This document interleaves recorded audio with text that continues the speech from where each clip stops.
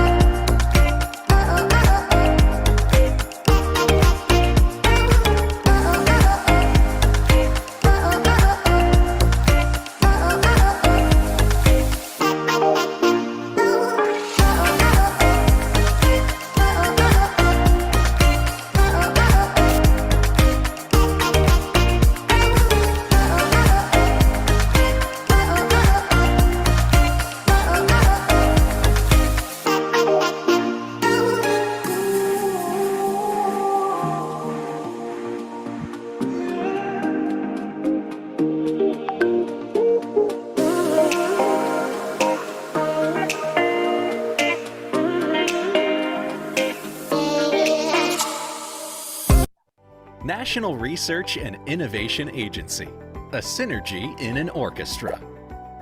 Established through the Presidential Regulation Number 78 of 2021 about the National Research and Innovation. Okay, thank you. Good morning, ladies and gentlemen. May I? Okay, for all the panelists, we have all of the speakers. Okay. Mohon izin Bapak untuk memulai acara, Pak Kapus. Oke, baik. The Honorable, the Chairman of the Research Organization for Agriculture and Food, Ibu Puji Lestari, PhD. Honorable, the Head of the Research Center for Appropriate Technology, Bapak Ahmad Sarifuddin, PhD. Our invited speakers and moderator, representatives from ministries, universities, and institutions, and the last but not least, the distinguished participant. Good morning, my name is Rutriana Melisa, and it's my pleasure to welcome every one of you to the international webinar entitled Appropriate Technology for Advanced Processing of Agricultural Products, today, Wednesday, November 9, 2022. This webinar is an initiative collaboration even among Research Center for Appropriate Technology, the School of Food Science and Nutrition, the University of Leeds, and PT Bangun Rasaguna Lestari. This webinar is conducted virtually and live from Zoom webinar room and official YouTube channel of BRIN Indonesia. So, ladies and gentlemen, without any further ado, let's be prepared for our first agenda, the national anthem, Indonesia Raya.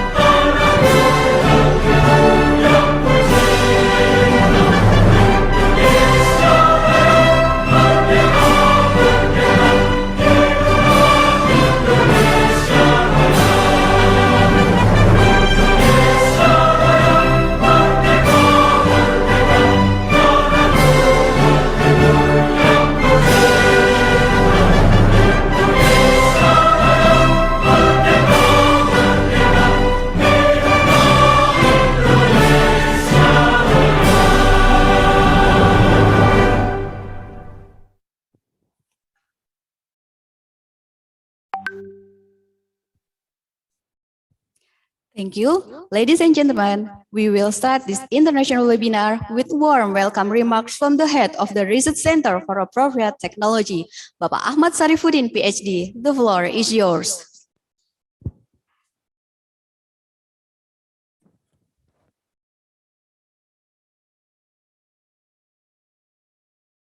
Thank you, Bu Ana. Ladies and gentlemen, Bismillahirrahmanirrahim. Assalamualaikum warahmatullahi wabarakatuh.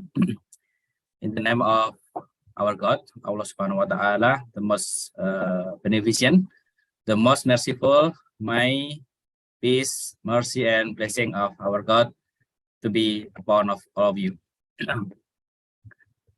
First of all, the Honorable our principal, Dr. Puji Lestari, our chairman of Research Institute for Agriculture and Food, National Research and Innovation Agency. Our honorable speakers today, Dr. Ridwan Rahmat, our senior researcher in the Research Center for Appropriate Technology.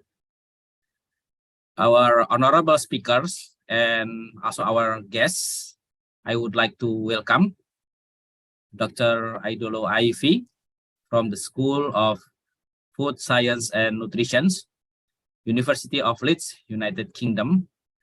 I would like to welcome you to Indonesia. I hope that you will have a pleasant stay during your visit in Indonesia. And for further, I wish that there will be tight relationship and also research activities, research collaborations between our research unit with Indonesia. I hope you daily apologize that I cannot visit you in person due to I'm still on duty in Lampung, Sumatra province, Sumatra Island. Also, I would like to express my sincere gratitude to our next speaker, Dr. Sarif Asalam, who is also the co-founder of Winsis and also PT Bangun Rasagana Lestari, and also he is a lecturer in Pasundan University. We have very tight relationship with between Universitas Pasundan and also our research unit. I think maybe more than 10 students every year from Pasundan University, especially from the School of Food Technology, conducting their research in for their bachelor degree. And we wish that this very good collaboration will be more advanced in the future. I would like also take this opportunity to express my special thanks to Dr. Sandi Darniadi and also Ms. Rutriana Melissa, who is very hardworking for proceeding the visa requirements regarding Dr. Aidolo Aifi coming. Also, I thanks to the moderator, Dr. Adnan. I also thanks to all committee for today's event, our webinar, who have dedicated their time to make this webinar happen. Their colleagues, professors, lecturers, researchers, and distinguished guests. Again, I would like, on behalf of our Research Institute, I would like to welcome you all in our international webinar with the theme of Appropriate Technology for Advanced Processing of Agricultural Products today, November 9. We wish that this webinar will be achieve its objective to share new knowledge about the research and technology, particularly in the fields of appropriate technology for advanced processing of agriculture that will be delivered by our experts for today. And lastly, I very hope that this webinar will be a very productive webinar with exciting and encouraging discussion. May God bless us with good health during this pandemic, and we hope that this webinar will be successful and enjoyable one. Thank you, and wassalamualaikum warahmatullahi wabarakatuh. Waalaikumsalam warahmatullahi wabarakatuh. Thank you, Pak Ahmad, for the remarks. Ladies and gentlemen, the next speech will be given by the chairman of the Research Organization of Agriculture and Food and officially open the webinar. Please welcome Ibu Puji Lestari, PhD.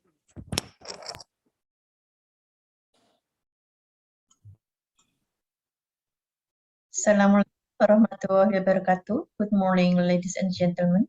It is such an honor for me to speak on behalf of the Research Organization for Agriculture and Food, National Research and Innovation Agency of Indonesia.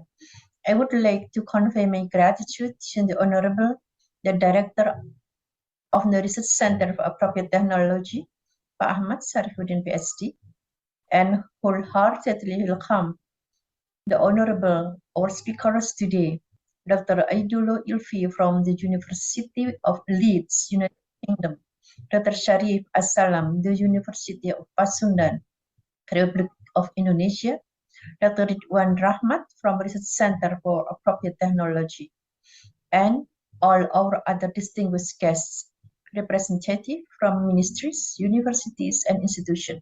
Ladies and gentlemen, joining this webinar. Let me begin by giving you a warm welcome, Wilujeng Sumping, to the international webinar, Appropriate Technology for Advanced Processing of Agricultural Products. I would like to take this opportunity to thank the committee organization for their effort in making this webinar possible by successfully inviting the speaker from the United Kingdom and the co-founder of WinCheese to participate in this sharing session. First, let me introduce a short story about our organization, the National Research and Innovation Agency of Indonesia, or called BRIN in Bahasa Indonesia. As an implementation of Presidential Decree Number 78, 2021, the National Research and Innovation Agency has integrated the research and development task and function of 919 research units in 7 ministries or institutions, including the 5 main research and technology entities in Indonesia. The integration of research and development task and function finally has been set into 12 research organizations and 85 research centers within BRIN. BRIN has tasked to carry out research, development, assessment, and application, as well as invention and innovation in integrated manner. Research Organization for Agriculture and Food is one out of 12 research organizations in BRIN, which consists of 6 research centers, including Research Center for Crops, Research Center for Horticulture and Estate Crops, Research Center for Animal Husbandry, Research Center for Agri-Industry, Research Center for Food Technology and Processing, and Research Center for Appropriate Technology, which is organizing today's webinar. BRIN hopes to develop stronger by integrating and collaborating with academia, researchers, government, and non-governmental organizations from other countries. In this context, we are very pleased to collaborate on appropriate technology for the advanced processing of agricultural products. According to FAO, the number of people who experience food insecurity increased by 60 million over a 6-year period of 2014 until 2019. These numbers are expected to have increased significantly due to the COVID-19 pandemic in 2020. Several variables, including substantial disruption in the agricultural and food system, are the main reason for these circumstances.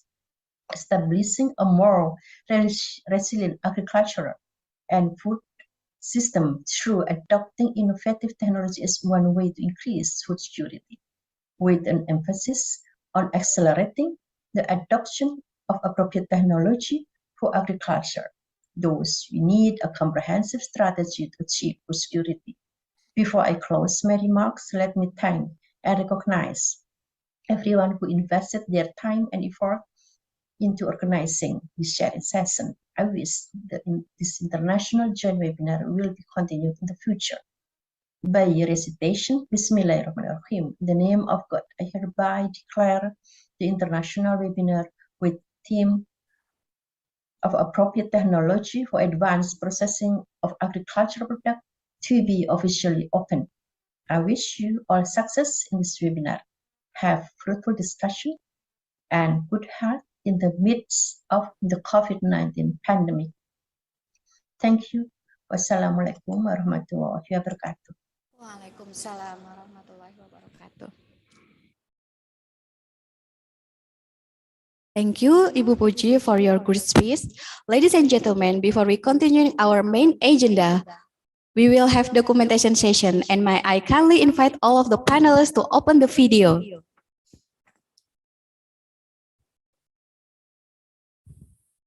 Okay, and please the host to take the picture.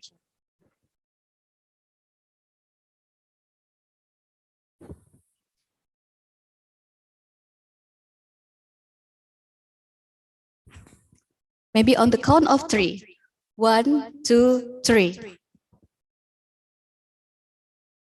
Thank you.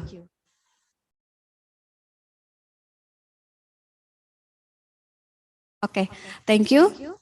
Ladies and gentlemen, let's move to our main agenda. Let me inform you that today's webinar, we will have 3 invited speakers. And may I kindly invite our moderator, Bapak Adnan, PhD. But before Pak Adnan start his session, I will inform you about our moderator first. Pak Adnan is a researcher from the Research Center for Appropriate Technology, the National Research and Innovation Agency who specializes in food processing technology. He graduated his doctoral degree from the University of Göttingen, Germany. And finally, Pak Adnan, the time is yours.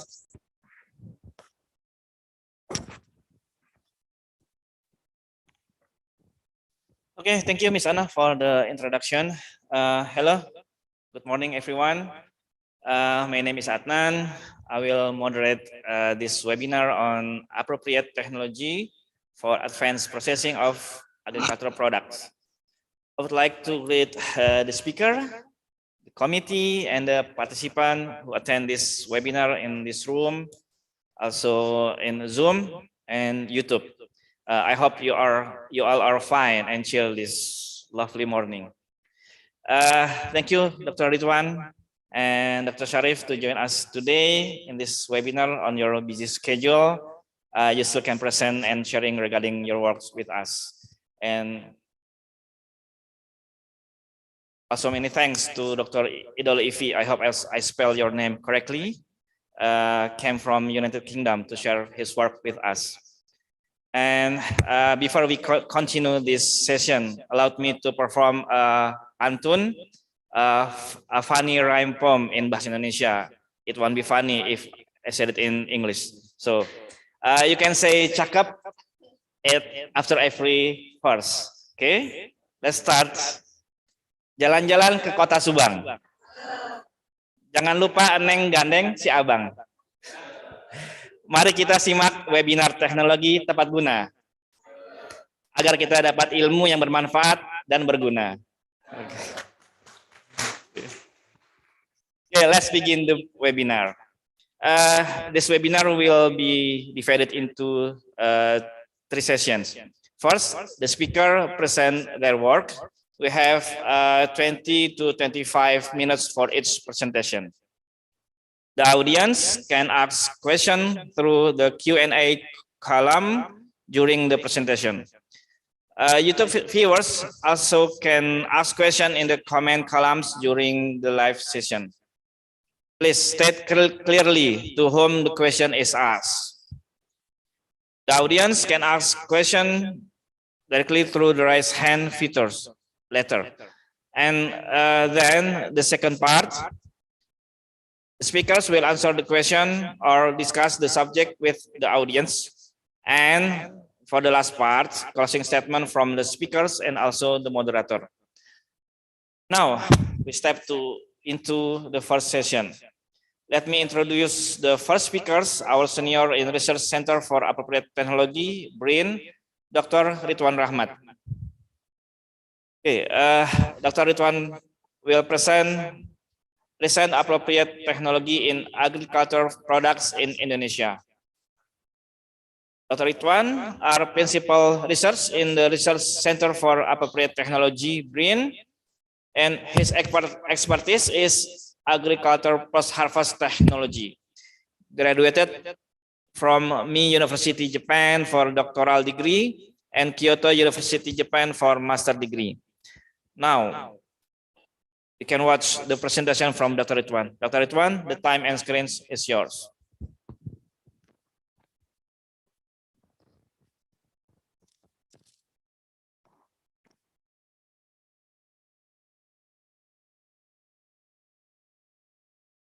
Okay, thank you, Dr. Adnan, for the fruitful opening remarks that very bright and also in this morning. It is my appreciate to forward for all of you, the viewers in this meeting. Bismillahirrahmanirrahim. Assalamualaikum warahmatullahi wabarakatuh. Distinguished Mrs. Puji Lestari, the chairman of the research organization of food and agriculture. Ahmad Saifuddin, the head of the research center for appropriate technology, and also is my, how to say, this honor to have the opportunity to sit by side with Dr. Idolo and also Dr. Sari. We have in the same occasion to have opportunity in this webinar. There's distinguished ladies and gentlemen who attend this seminar directly in webinar and YouTube and also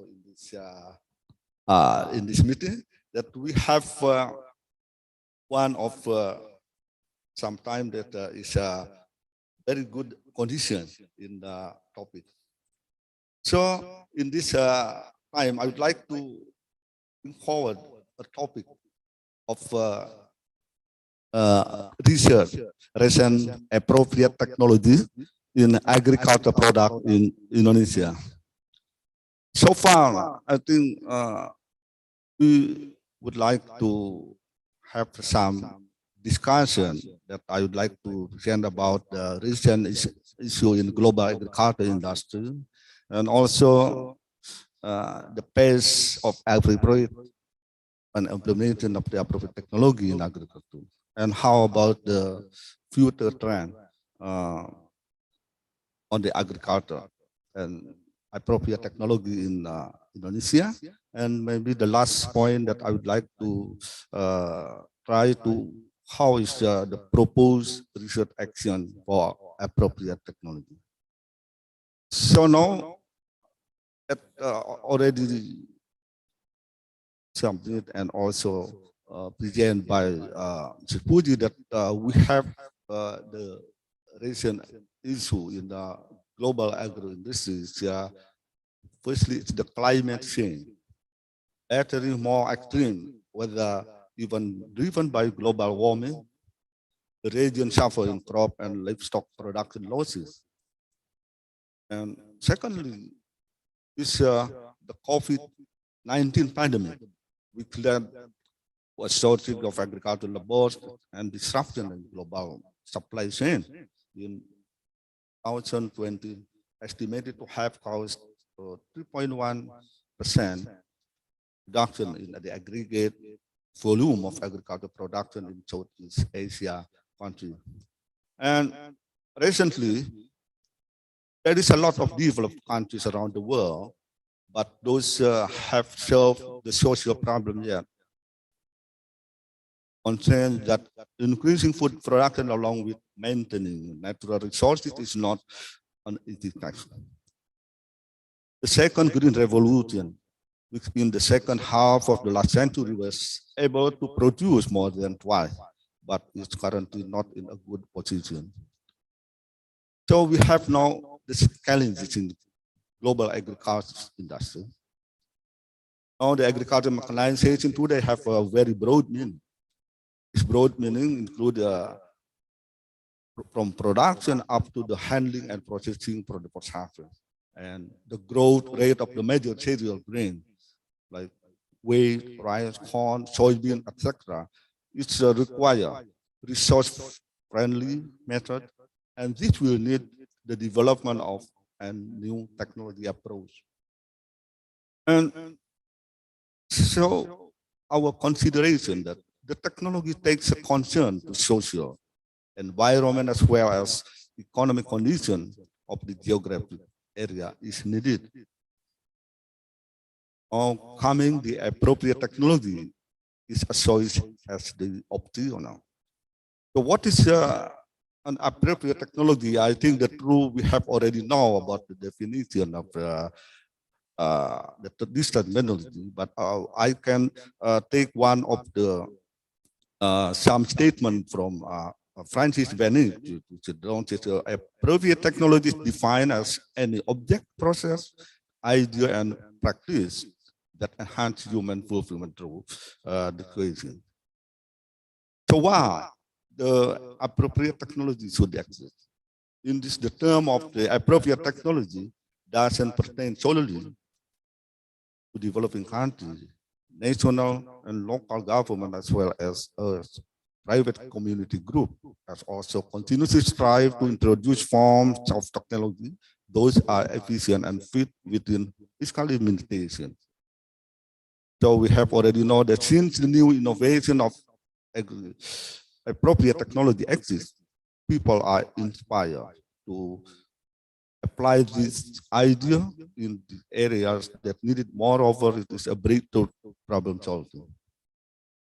But we have to consider that the ethic behind appropriate technology minimize the use of non-renewable resources to solve technological problem while promoting self-reliance. It also bridges between traditional and sophisticated technology. This is, I think, this we have a point of view. Firstly, post-harvest technology of practical use for reducing losses, for example, and characterization of indigenous crops in terms of their unique post-harvest sociology and its local and for its crop. Consequently, the need to develop technology those are appropriate is of exponential important for citizens of developing countries. So the research center for the appropriate technology, as mentioned by our head of this center, mentioned that we have already designed by 3 pages of the program. Firstly, we have that the first one is appropriate technology. It looks likely manual, simple, and low competitiveness. And little bit too big for the second phase, it can be designed better into semi-automatic and also community development of the user or stakeholder established. And in the recent time, yes, we call for the trend of the future, it should be automatic coming, should be designed in the proper Internet of Things, and also it should be the product has a high competitiveness. For this reason, that's why the research based by precision engineering, IoT utilization, something like that, and of course the ergonomic side should be considered. And this is why the contribution for the appropriate technology development, it should be enhancing innovation for the local resources, local product, and upgrading product competitiveness and reducing dependency imported product. That's why this for the coming of the program, the Industrial 4.0, digital technologies are crucial to improve farmer resilience, to tackle climate change and COVID-19 challenges. Yeah, I think the recent research implementing appropriate technology, it Generally, not only the technology should be explored, not only the new adaptation and approach, but also the equipment.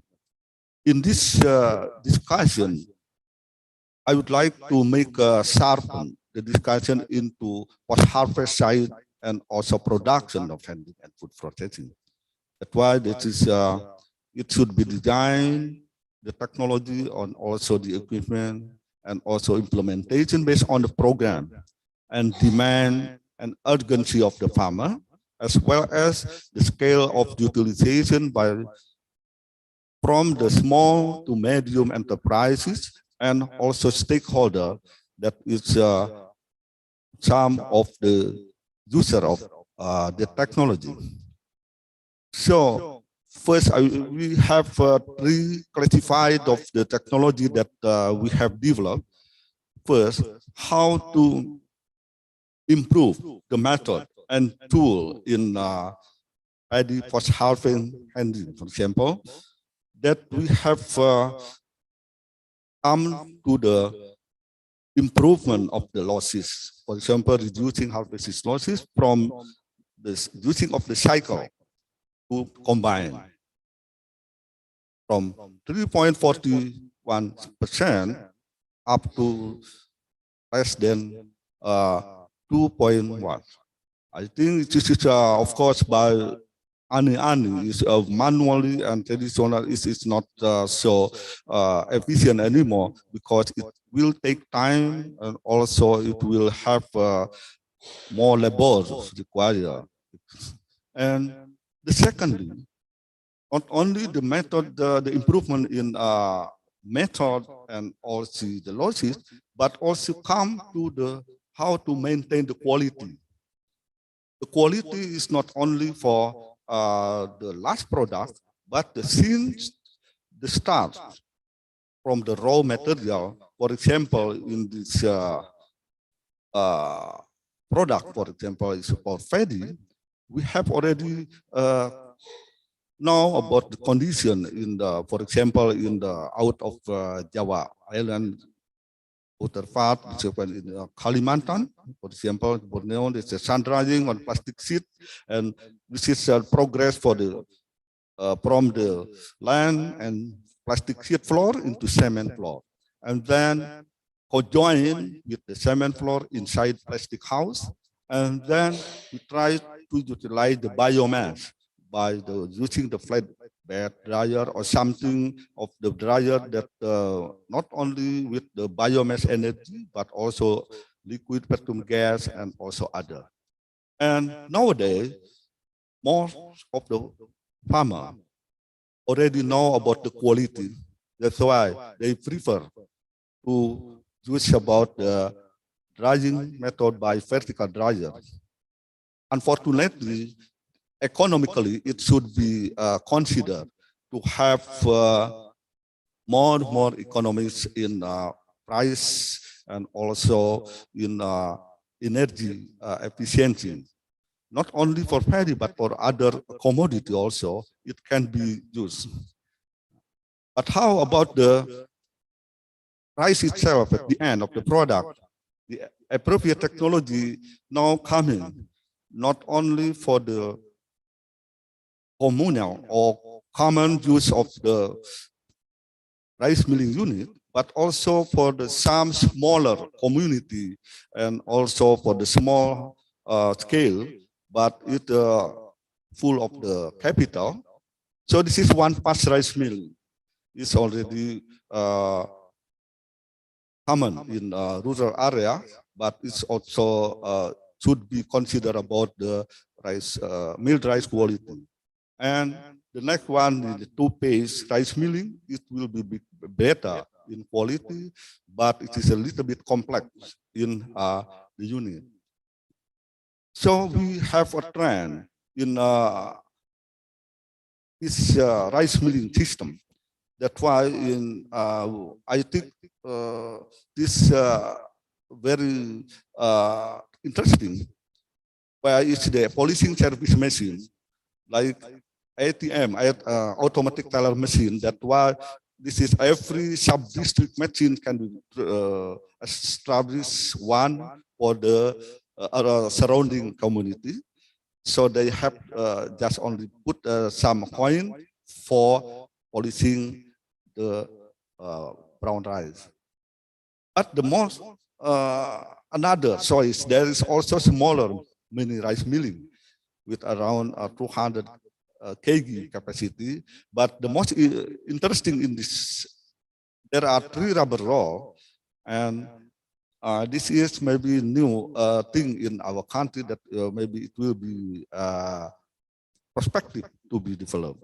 Of course, we have already a bigger rice milling with the medium and also big scale as how to say service, but is in this point of view, the appropriate technology, maybe it will be one of the choice in the coming era. And also for the how to improve. Nowadays, the farmer would like not only for the machine, not only automatic, but also multi-crop. That's why the multi-crop machine will be advantage for the farmer, because not only for peanut sellers, not only for other, for example, for soybean or sorghum and something, but it should, if it is unable to process another grain. This is why this the appropriate technology also another for medicines. For example, for soybean peelers, from manual to automatic machine, and also for the horticulture, and also to hydroponic control and monitoring by IoT system. So hydroponic, this is manually, and so this household scale, it can be developed. Another progress from the manual and the automatic machine, that is from how to say, from the manual for the corn and also the corn noodle. It can be monitored in the greenhouse, for example, just be putting in our handphone and something that we can control by remote. It can be introduced. But of course, in this kind of the technology, will take a time to socialize about the knowledge of the farmer. Another, the recent appropriate technology in mushroom production.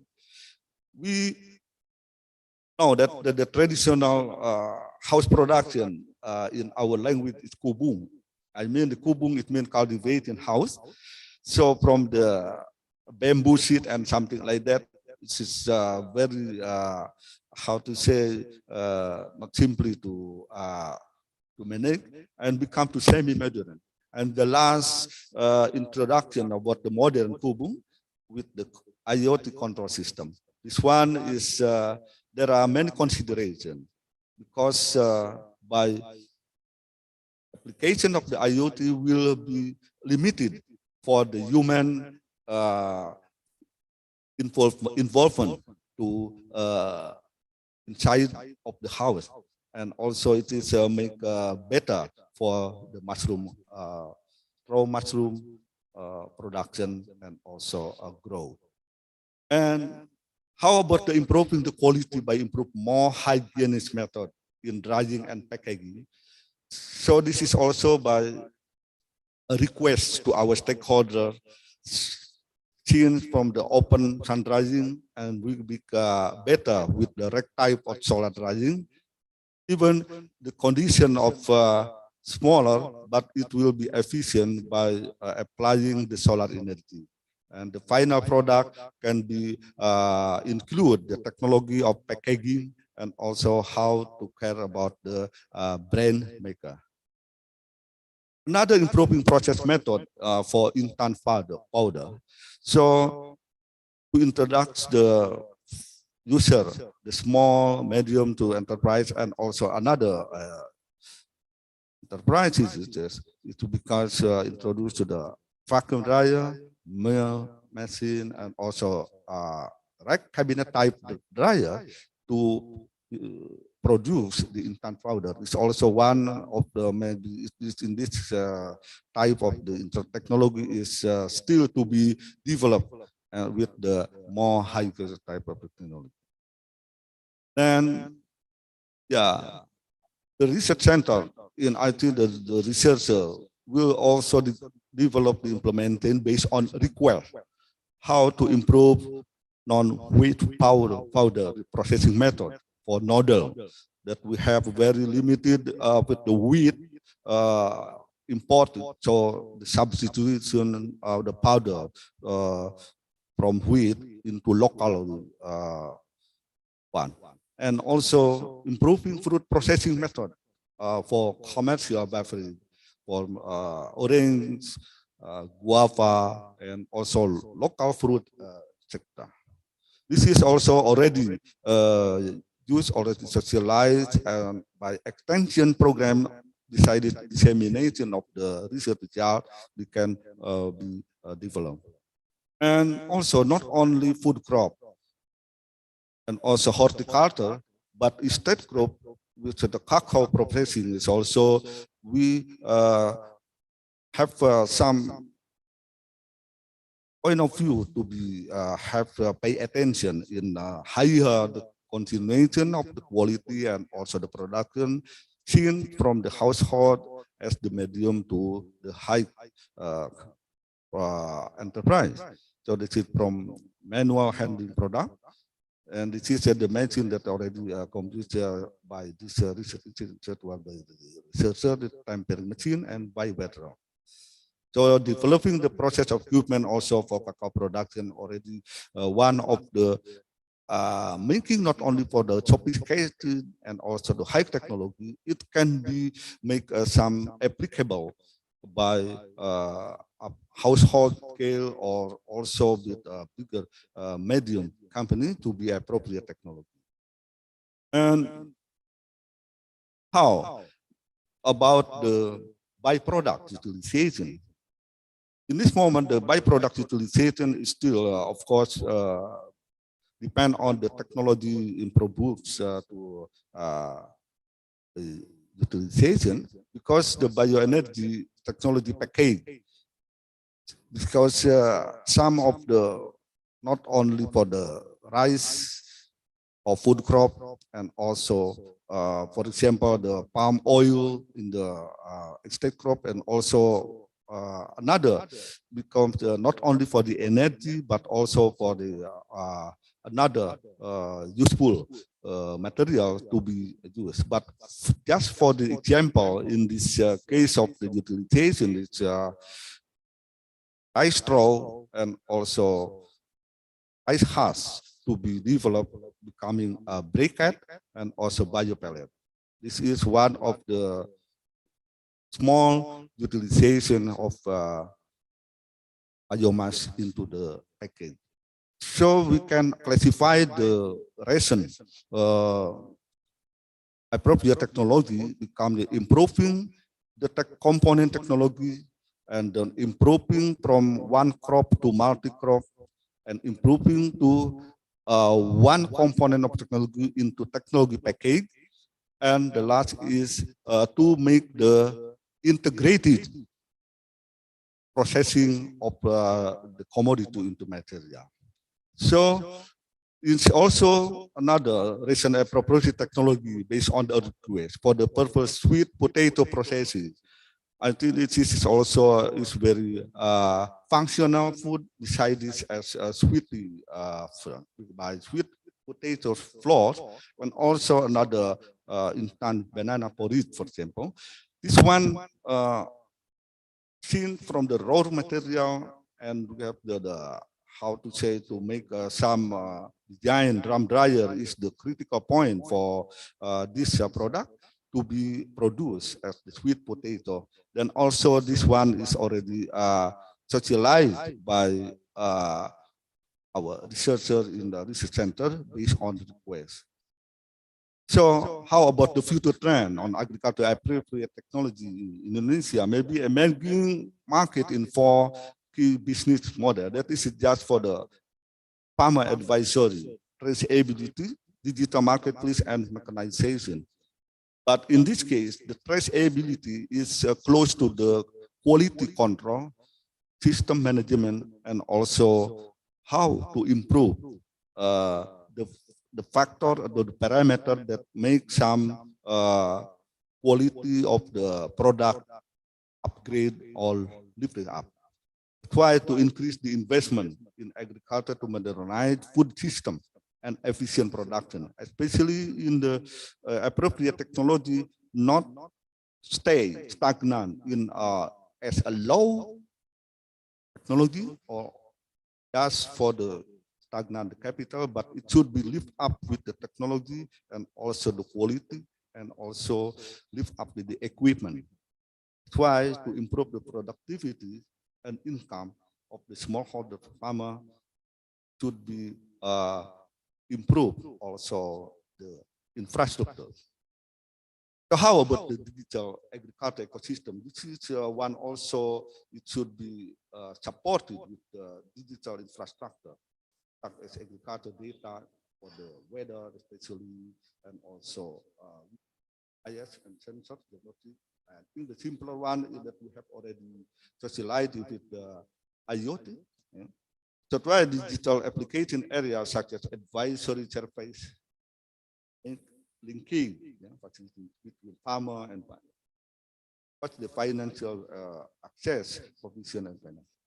Okay, and that's right. Then the proposed research action for the appropriate technology is the best approach to design appropriate technology is balancing the criteria with the specific human need. Secondly, the designer of appropriate technology must incorporate an image of modernity into whatever devices they develop, if it is going to meet with acceptance by the people who can benefit from it the most. Whenever possible, appropriate technology should be developed to accomplish a variety of applications or multi-purpose. Of course, it's a multi-purpose with the related commodity. And in order for the appropriate technology to be helpful in meeting the basic need, the cost of the dry devices must be reduced significantly for the people in the developing region to afford the expense. Last, that of course the group approach. Technological devices could be more sophisticated with in turn could provide greater advantage in developing for a larger group. So, distinguished viewers and also the listener of this webinar, honestly, deeply, on behalf of the team, we acknowledge to ICFAD, Indonesian Agency for Agricultural Research and Development, for contributing the information of innovative product, and also the head and the chairman of the food and the food and agriculture, the chairman, and also the head of the research center of appropriate technology, and also all of the researchers who have contributed to preparing the data as well as idea for drafting this presentation. So I think I invite also in this webinar can improve many some perspective or how it is better for the appropriate technology. Thank you very much for your attention. Assalamualaikum warahmatullahi wabarakatuh. Waalaikumsalam warahmatullahi wabarakatuh. Thank you, Dr. Ridwan, for your excellent presentation. I remind that the audience from Zoom or YouTube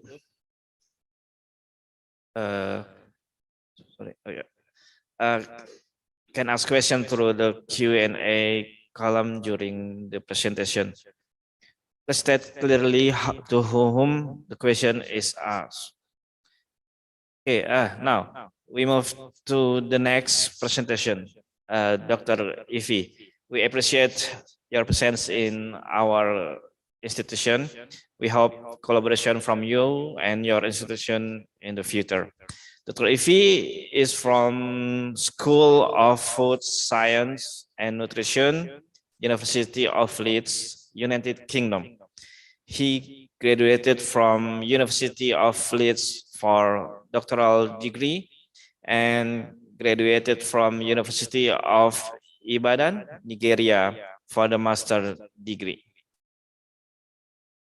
Dr. Ivi will present how can advanced processing can contribute to retain food nutrition. Dr. Ivi, the time and screen is yours.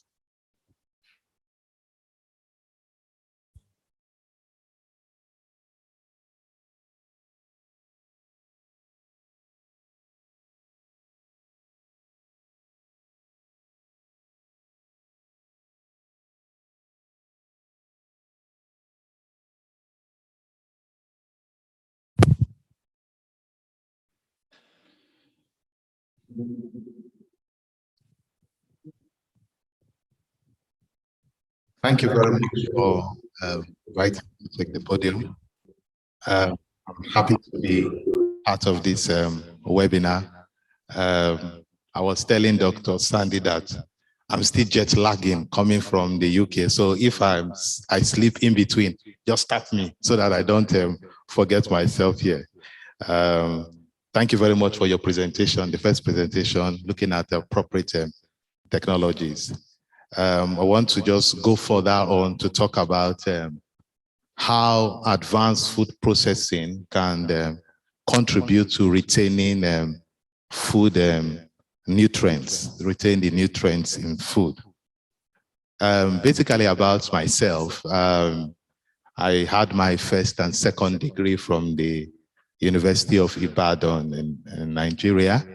And then I had my PhD from the School of Food Science, University of Leeds in 2016. And currently I am a lecturer in the same school with an emphasis on food chemistry and food processing.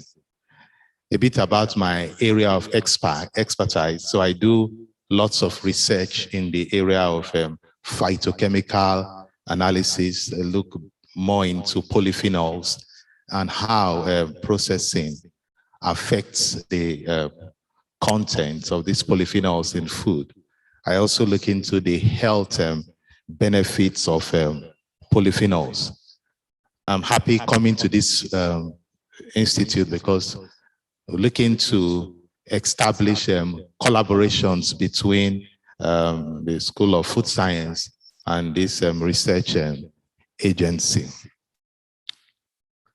So my outline for this presentation will have an introduction, then we'll talk a bit about food processing, classifications of food processing, what is a healthy diet, because we are looking at retaining food nutrients. And then how can food processing fit into, developing healthy diets? And then we have some conclusions. Now, to eat is a necessity. We all need food to survive. But to eat intelligently, they say, is an art, okay? We can all, we need food, but eating intelligently is an art. And the COVID-19 pandemic has actually brought to front the need for healthy diets. In different parts of the world, people had their types of food or types of local herbs, that they took in the hope that it could help in, alleviating the symptoms of the COVID-19. It is said that unhealthy diets account for up to 11 million avoidable premature deaths per year. So we have a high contribution of deaths coming from unhealthy diets. What that means then is that we, as food processors, have to take, care in the way we process our foods. Now, the food industry over the last 50 years, the emphasis on food processing has been majorly on developing safe, palatable, and convenient foods. So the last 50 years, what we have seen is processing of foods, destruction of microorganisms, and then the processing of foods for convenience, where you can have your instant noodles, your instant foods, and so to reduce the time that we take in processing. However, you will agree with me that food processing has reached a crossroad now, what we call the demonization of processed foods. Today, many times people associate processed foods with it is bad. So they say, oh, processed foods is what is killing people. And that calls for us, for those of us in the area of food science, to begin to think differently. So we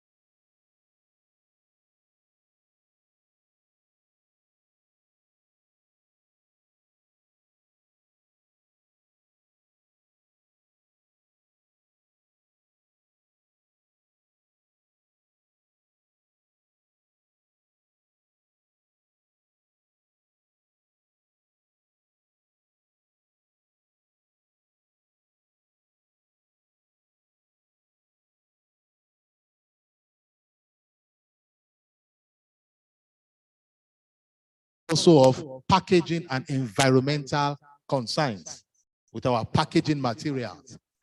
We have those issues. So these are generally the drawback of modern food processing. Now, when you look at the classification of different processed foods, we have different classifications from the NOVA to the IPRI, NIPH, and the SIGA. So these are different ways processed foods are classified. But looking at the NOVA classification, they group processed foods into 4 main categories. So the first group are the unprocessed and minimally processed foods. The second group is foods processed with culinary foods, that's plant oil, starches, and flours. The third groups are processed food products by the addition of oils and sugar. And the fourth group is the ultra-processed foods, which you have confectionery, burgers, fizzy drinks, and then sweetened drinks. So basically, this is the kind of classification that exists for processed foods. Now, the group 4 is normally termed, when you say ultra-processed food, so with the burgers and all that. However, we have some problems with this type of classifications, because if you see something like sweetened yogurt is grouped in class 4. So there are different concerns about this form of classification, because this classification was basically done by those in the nutrition. So the concerns are what defines the degree of processing. What is an ultra-processed food? Is it food that contains sugar? All this needs to be, clarified. The parameters for classification of processed foods are also inconsistent. So when you go through all these classification methods, we have all these issues. And then the ambiguity in terminologies and processes. What that means is that in this century, those in food processing need to come to the forefront and begin to define what defines what a processed food. What are the classes of processed food? Is it on the degree of addition of different constituents, okay, or on the application of heat or whatever processing method? This really needs to be defined as we move on forward. Now, advanced food processing and what we have today. You will agree that in the 19th and the early 20th century, the diseases that plagued the world then were things like vitamin A, scurvy, iodine deficiency. Okay, and these diseases were resolved basically by fortification. So we fortified our food. So we have things like fortified rice, fortified salt, and all that. So this was the methodology that was used to solve the issues of the diseases in the 19th and the 20th century. But in this current dispensation, we are fighting with things like obesity, type 2 diabetes, high blood pressure, cardiovascular diseases. So our approach will have to be different now as those of us in food processing. Now, what really is a healthy diet? Because we are looking at how advanced food processing can contribute to retaining food nutrients. And in retaining food nutrients, we are talking about a healthy diet.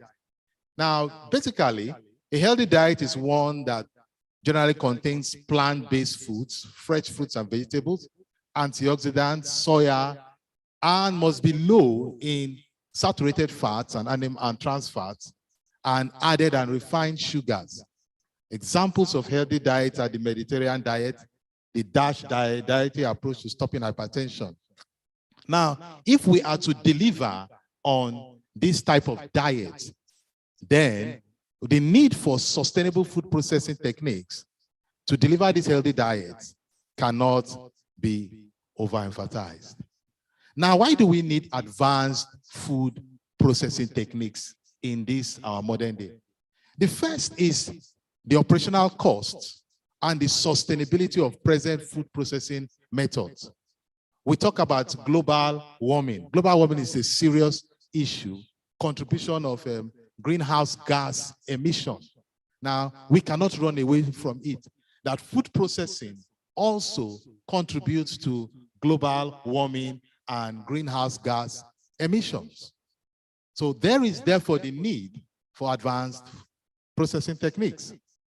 Also, like we said, is the alteration of food nutrient components. Our present methods of food processing, particularly the ones that have to do with heat processing, we have lots of alteration in the food nutrient components. So therefore, a food system, we need to develop sustainable food system, which has to do with everything from the production, aggregation, processing, distribution, consumption, and disposal of food. So advanced food processing must be holistic.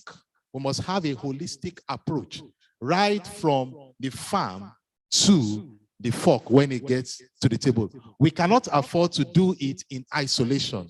We need to take care of the different stages, right from the farm to the distribution. So how can we go about, or this advanced food processing? How can we deliver this healthy diet? Quickly, I recommend these 4 steps. We need to optimize existing processing methods. Non-thermal processing techniques have to come in. I'm happy the first sister talked about growing technology. We have to get to that place. We may not be there now, particularly in developing countries, but the future of processing will involve a bit non-thermal processing techniques. When you look at sustainability and you look at destruction of food nutrients, we also have to be in consultation with those in the nutrition. We can no longer run away from food science. I think food science and nutrition need to work together. So we need to employ tools like nutrigenomics, and then what we call bio-guided processing. Now, let's look at the optimization. So from the first point, optimization of processes from the farm to the fork. Now, in retention of nutrients, we need to consider these 4 points that I highlight here. When, the how, who, and the cost. So something like when, we will talk about when do you harvest the product, harvesting technologies, variety comes into place there.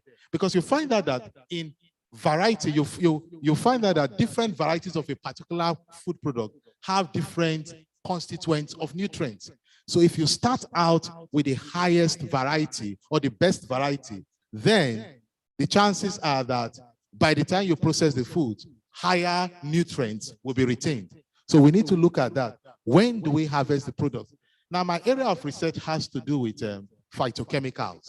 And I worked with a plant called hibiscus, that's Rosella drink. Now, I found out that the hibiscus drink from the farm, harvesting at different times, bring about different contents in the phytochemicals. So I did a research on dry season harvesting and a research on wet season harvesting. And I found that in the dry season, I have higher nutrients, the phytochemicals, compared to the wet season. Now that has to be a factor if we are to retain nutrients. We have to introduce that into the system, that when do I harvest my food? What variety am I working with? Because our aim or our sole aim is what? The retention of the nutrients. So we have to work hand in hand or in tandem with those in the farming. That's plant breeding and all that. Because our intention at the end is to retain food nutrients. Then how do I go about processing the food? What will be the best method? If we are to achieve retention of the nutrients, then we have to look into how that food is going to be processed. The cost implication. We're looking at advanced food processing. We're looking into the future. The cost implication in terms of sustainability. Is it sustainable in the nearest future? Who does the processing? Who is the target? Who is the target the food being processed. Who is the target? And I will talk about that when we come to nutrigenomics. Now, the second point, so the first one is optimization of our existing processing methods. We need to optimize our existing processing method right from the farm to the fork. Every step must be looked into and, adopt the best processing method or the best processing technique. The second one is bio-guided processing, looking at advanced processing. Now, when we say bio-guided processing, we are using our mechanistic understanding of biology to guide the processing of biomaterials. In other words, before you take a processing method, you must understand the food. What is the structure of the food? What is the function of the food? How will processing affect the food? Now, before now, what we think of is more of, what would be cost, what would be the easy way to process it, or safety. But in bio-guided processing, we think of the food. We understand the structure of the food. We understand, the process involved. What will be the impact? And based on the understanding of the biology of the food, we design a process that fits the particular food. So we need to incorporate the biological structure and functional knowledge, to decide what will be the optimal or the best method of processing. As food processors, as food scientists, our processing must be bio-guided by the structure and the biology of the particular material. Like I said, we cannot run away from non-thermal processing techniques. Now, non-thermal processing techniques have been around for a while, but they are yet to be fully introduced into the food processing. But the future, in my own opinion, will have a lot to do with non-thermal processing. As we move forward, we cannot run away from non-thermal processing. And research agencies like this, we need to begin to think seriously about developing these kinds of method. Now, there are very many, from pulse light, electrospinning, and high pressure processing, and pulse electric field. There are more than this, but for me, these are the ones that seem to be on the forefront when it comes to non-thermal processing. Now, the advantage of this non-thermal processing is that the issues of sustainability, they are less, they are more sustainable in terms of contribution to greenhouse gas emission, and also in terms of destruction of food nutrients. Now, very quickly, like the pulse electric field, use of electrical currents to bring about destruction of microorganisms and pathogenic microorganisms. Use of electric fields is a technique that is being used and I think in the future, it will become more and more popular. Now, this is a high pressure processing. We actually have this equipment in the School of Food Science Leeds. And one of my research now is I'm looking at how I can use this equipment in pasteurization of juices, where you use pressure to bring about destruction of bacterial cells and enzymatic, things that enzymes that can bring about spoilage. So we're looking at using this equipment to pasteurize. I'm looking at using it to pasteurize juices. And in the course of pasteurizing juices, evaluate the impact on the nutrients in the juices. Then there is the cold plasma processing, which also involves use of free radicals. Like I said, these are things that are now coming into the food processing field, and we cannot run away from it. Now, one advantage of this is that you avoid temperature, and it can bring about microbial disinfection, enzyme inactivation, and pesticide degradation. Of course, different parameters have to be varied to get the best processing conditions to achieve this. Then there is the use of ultrasound. Part of my, some of my students, master students, are looking at the use of this ultrasound, which is actually sound waves, you know, with a frequency rate from 20 to 100 to bring about destruction of microorganisms. And so it can be scaled up right from the lab to bench, and then we have the commercial production.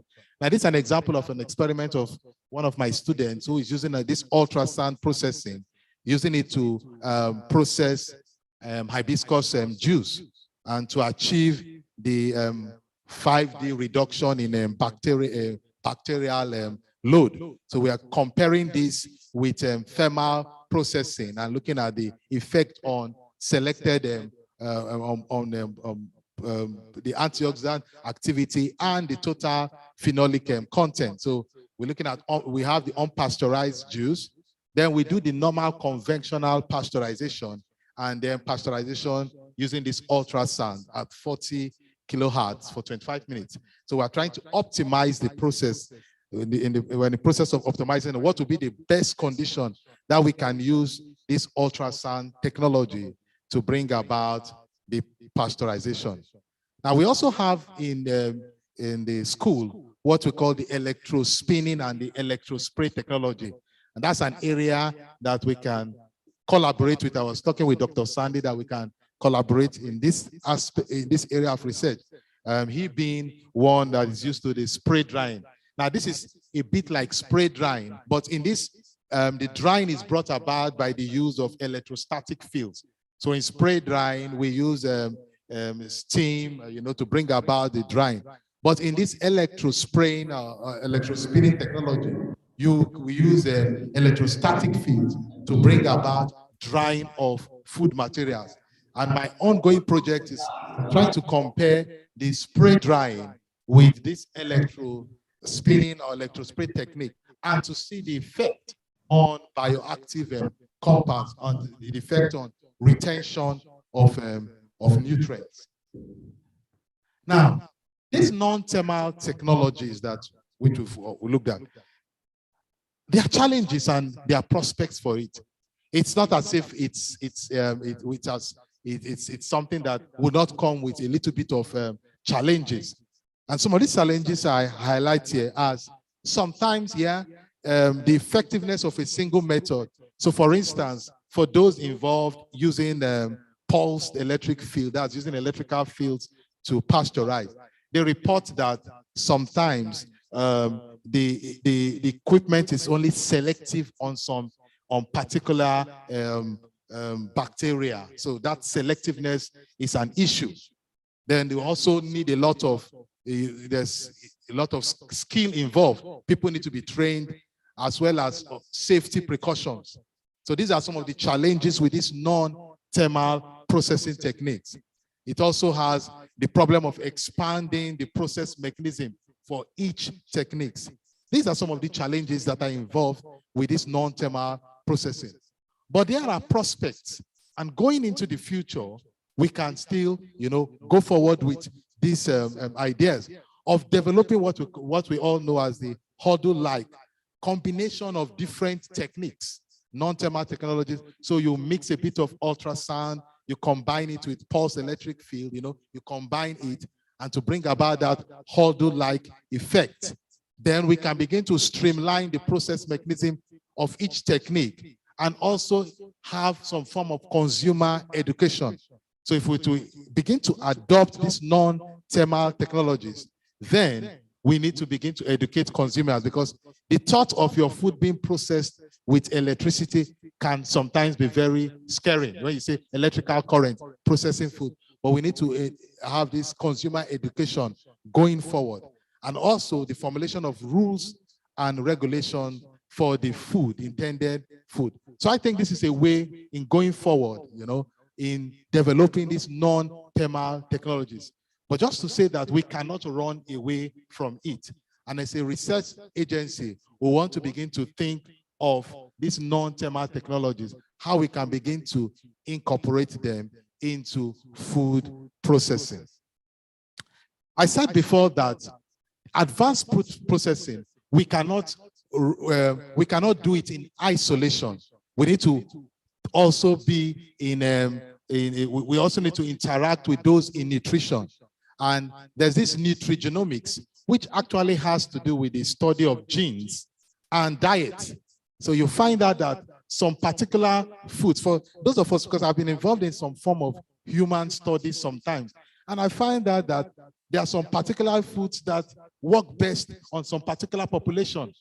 You find out that the effect is stronger on some particular population, while if you take that particular food to another population, the effect is less. Now, we need tools like nutrigenomics, where we can pull together expertise in molecular biology, genomics, and we can then begin to develop what we call specialized nutrition or personalized nutrition. So say for me now, I have my type of food with my genes, and then I say, okay, this food is meant for Idolo, or this food is meant for Mr. Peter. So we need these tools. So when we talk about advanced food processing, we cannot do it in isolation. We need help from those in nutrition. We need help from those in gene, and molecular biology, going forward. And I'm sure we've heard of things like 3D processing and all that, 3D food processing. The future is actually getting to that state where you can actually design a food and print it out as we're printing, printing technology, where it's actually personalized for someone. So if we talk about advanced food processing techniques, we can't do it alone. We need to be in collaboration with those in the field of nutrition, those in the field of genomics, proteomics, and what have you. All these have to come into play if we are to use these advanced food processing techniques in achieving retention of nutrients. So the future of food processing, advanced food processing, what we need in this time is more sustainable. So if we are designing advanced food processing techniques, it must be sustainable. In this, we must take into the fact that greenhouse gas emissions is part of the problem with thermal processing. So we must look at sustainable and effective processing technologies that can deliver healthy foods. Again, we need to optimize the process, structure, function, relationships. We need to understand food components before we design processing techniques, not the other way around, where we just take a technique and we process every type of food. No, understand the biology of the food, and with that information, you design the appropriate technology. I said foods of the future will be required as we go on. We need foods that will provide much more other than just satisfying our hunger. There must be food that will contribute to health and to nutrition. I think the future is ours as food scientists, but we need to all come together, right from those in food processing to those in plant breeding to those in nutrition. We'll all need to put resources together to develop the right processing methods that will deliver healthy diets to our people. Thank you very much. That is a wonderful presentation. Thank you, Dr. Ifi. I'm sorry for the convenience that we lost sound for several seconds, but I hope the audience can still follow the presentation before. Now, the last but not the least, the presentation from Dr. Sharif Asalam on build up appropriate food machinery and factory. Dr. Sharif is a co-founder and co-owner of several food and beverage manufacturers. I think the one product is Winchies, and I think it is a potential for us to make a collaboration between research organization and manufacturer. Dr. Sharif is a lecturer at Food Technology Department in University of Pasundan. He graduated from food technology for a doctoral degree and food industrial technology for master degree. So I think Dr. Sharif, time and screen is yours.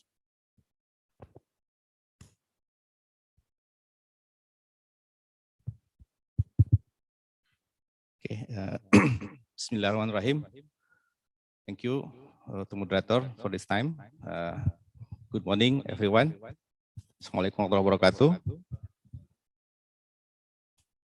First of all, I would like to thank to the committee for the invitation, especially to my colleague, Dr. Sandi, who personally invited me to attend and share experiences in this event. And it is an honor for me to be present in this event, and also it's nice to be a part of participant. I'm sorry in advance. I want to ask permission from the committee and the moderator, also the audience, to be able to convey my presentation both in Bahasa and English.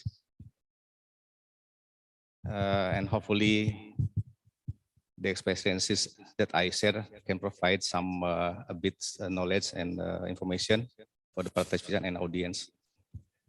For the experience that I will share in this moment is how to build up the appropriate machine and factory in my company. Okay, let's start the presentation. The theme in this event is build up appropriate food machinery and factory as a sharing experiences.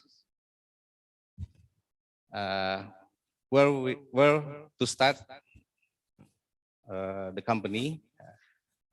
We are at the time actually no business experiences, and of course limited budget to build a factory in the time. Little have the courage to decide. There is no one who guide in doing business to us. And the important thing is fear to getting out of the comfort zone, of course. But at the time, we're only thinking ahead about opportunity. For instance, opportunity to manage our future, opportunity to make a chance, opportunity to develop ourselves, and opportunity to gain unlimited profit. Also opportunity to play a role for the community and get recognition for the business also.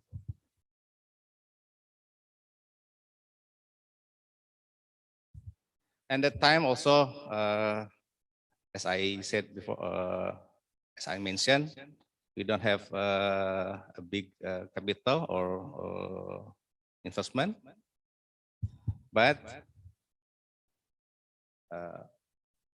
each of us had expertise. Yeah.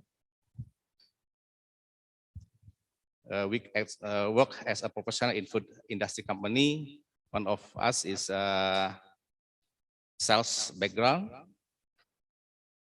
and myself is R&D and quality background in the company, in the food company. Another is engineering background, and also my partner is finance background. So we are 5 personnel together to build this company in that time. Of course, again, 5 personnel had a little saving, but we believe in the future we can get something better. And the time also we conduct some review and survey on the product, market, and demand, because there is so many challenges when we start doing the business. But for us, we do some survey in terms of product, what product can made in the factory, and how the market, and what is the demand for the product. And also we review about the number of existing industry because there is some challenging in terms of competition in the market. And then also we review about the technology, especially for the appropriate technology for the process and the product design. And we should check the minimum amount of capital required for every product.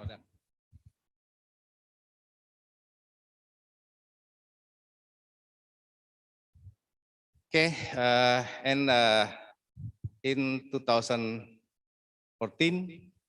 finally we decide to together to build some little company, little enterprise with a little bit amount of capital or budget.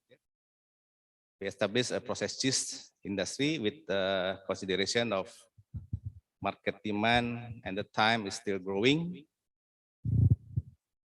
This is important for us. There is no demand, so and doing something. And that the number of factory is still rare. Also, we can still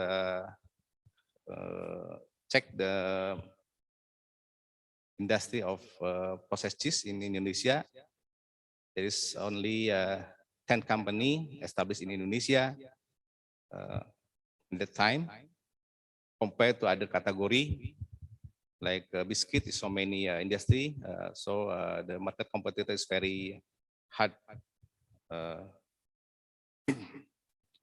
And also we consider about processing technology, machinery and equipment, as well as building, which is can be modified more cost effectively and efficiently compared to other category.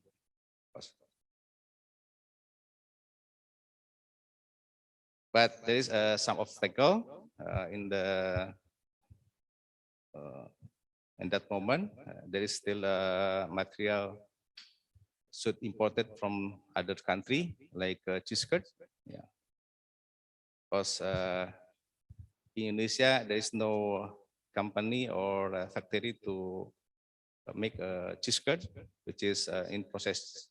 This is the important thing for the material. And the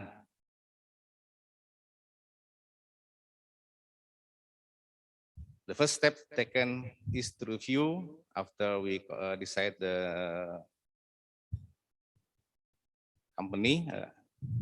This is general design of factory layout and general design of machine and process equipment.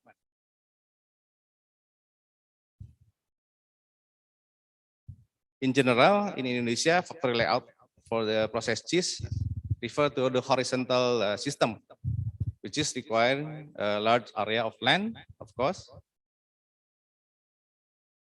and machinery and equipment for the processed cheese in Indonesia all use European-made machine, where the costs require a large investment, especially from Germany machine made from Europe. It's challenging for us how to resolve the design of factory and machine.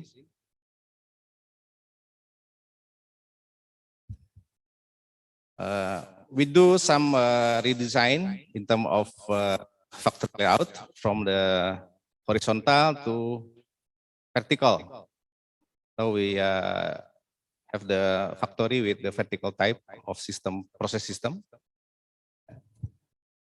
Yeah, there is some positive and negative value both of type, which is the horizontal type.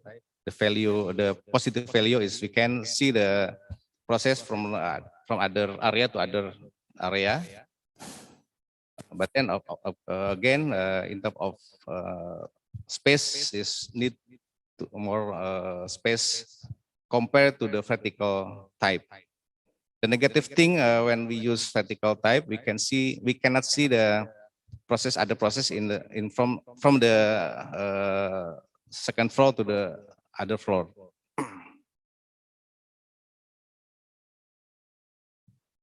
And the positive thing when we choose the vertical type is a few additional sporting tools, like we don't need a conveyor to convey the product from one process to other process.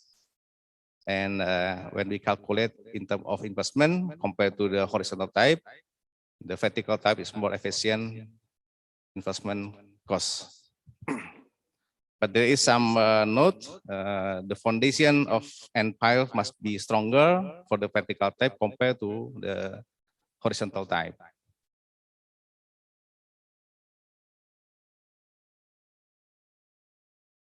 Stages when redesigning machine and equipment. We do review of available machine and equipment in Indonesia. Then during that reviewing, we conduct technical discussion about calculation of machine capacity, what we choose for the first step in the start of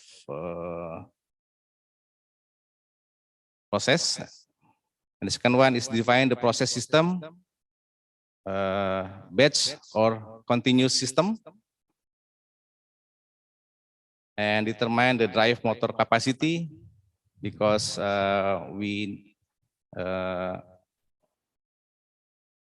use some motor drive to in part of the machine, and determine the type of material using the design of machine and tools.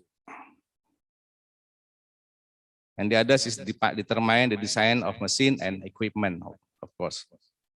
Compare to or refer to general equipment or general machine from other country, especially from the Europe. Like this, we do some drawing, technical drawing of cooker machine, and so on. And there's the first stage to build the machine, especially for the cooker, in our factory.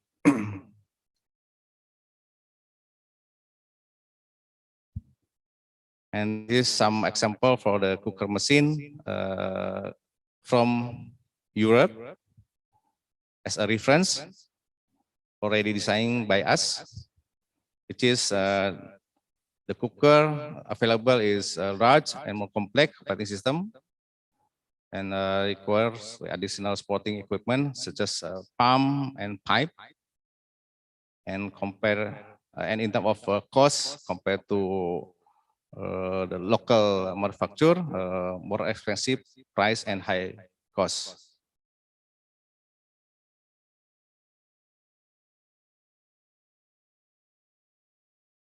So from cooker reference, we designing by own design with small scale, small size, which is in the first time we built appropriate machine with 50 kilograms, and the process is batch process. And also in terms of operating system is semi-manual, which is some of parts should be operated by operators. But compared to the precise overseas machine, no need additional sporting tools like pump and pipe. And compared to the investment cost, of course, by own design is more efficient investment cost.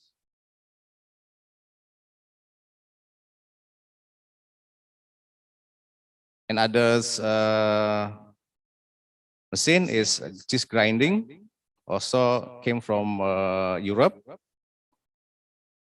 The available machine is large capacity, continuous system, and the drive motor used is 30 kilowatt, and the price is more expensive compared to our design. Our design is small capacity with 15 kilowatt drive motor, and the process still same, the continuous process. Then others machine is filling machine, which is we assembling from the separate equipment part. We buy some part from suppliers, which is a hopper we buy, loop pump, and motor pump. So we assembling in our factory, and then the process for filling process filling is semi-manual system, and of course compared to overseas equipment is more efficient in terms of cost. Something like that. This is the current process in our factory, still operated by operator. Then this is our flow process. Our current process in factory, and all of machine is designed by our engineering, which is there is a cooker machine, also there's a grinder for cheese grinding, and after cooking we transfer to filling process without pump. We just tilt the kettle to the hopper, then transfer to others rooms. And in the end, we got the product, which is okay. Thank you very much. Waalaikumsalam warahmatullahi wabarakatuh.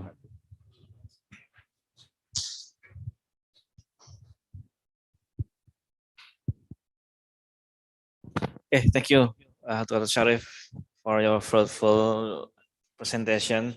Now, I would like to move to the next session, Q&A, question and answer. I will start from YouTube column. Okay, the first question is from our head of research center, Ahmad Sarifuddin. Okay, the first question. Thank you for the presentation question for Dr. Ridwan. For the rice commodities, do you have idea what kind of product of rice should be developed suitable for Indonesia? And the question also from Mr. Ahmad Sarifuddin for Dr. Idolo. What kind of technology should be developed in the term of appropriate technology can be used for this food SME? Okay, maybe Dr. Ridwan.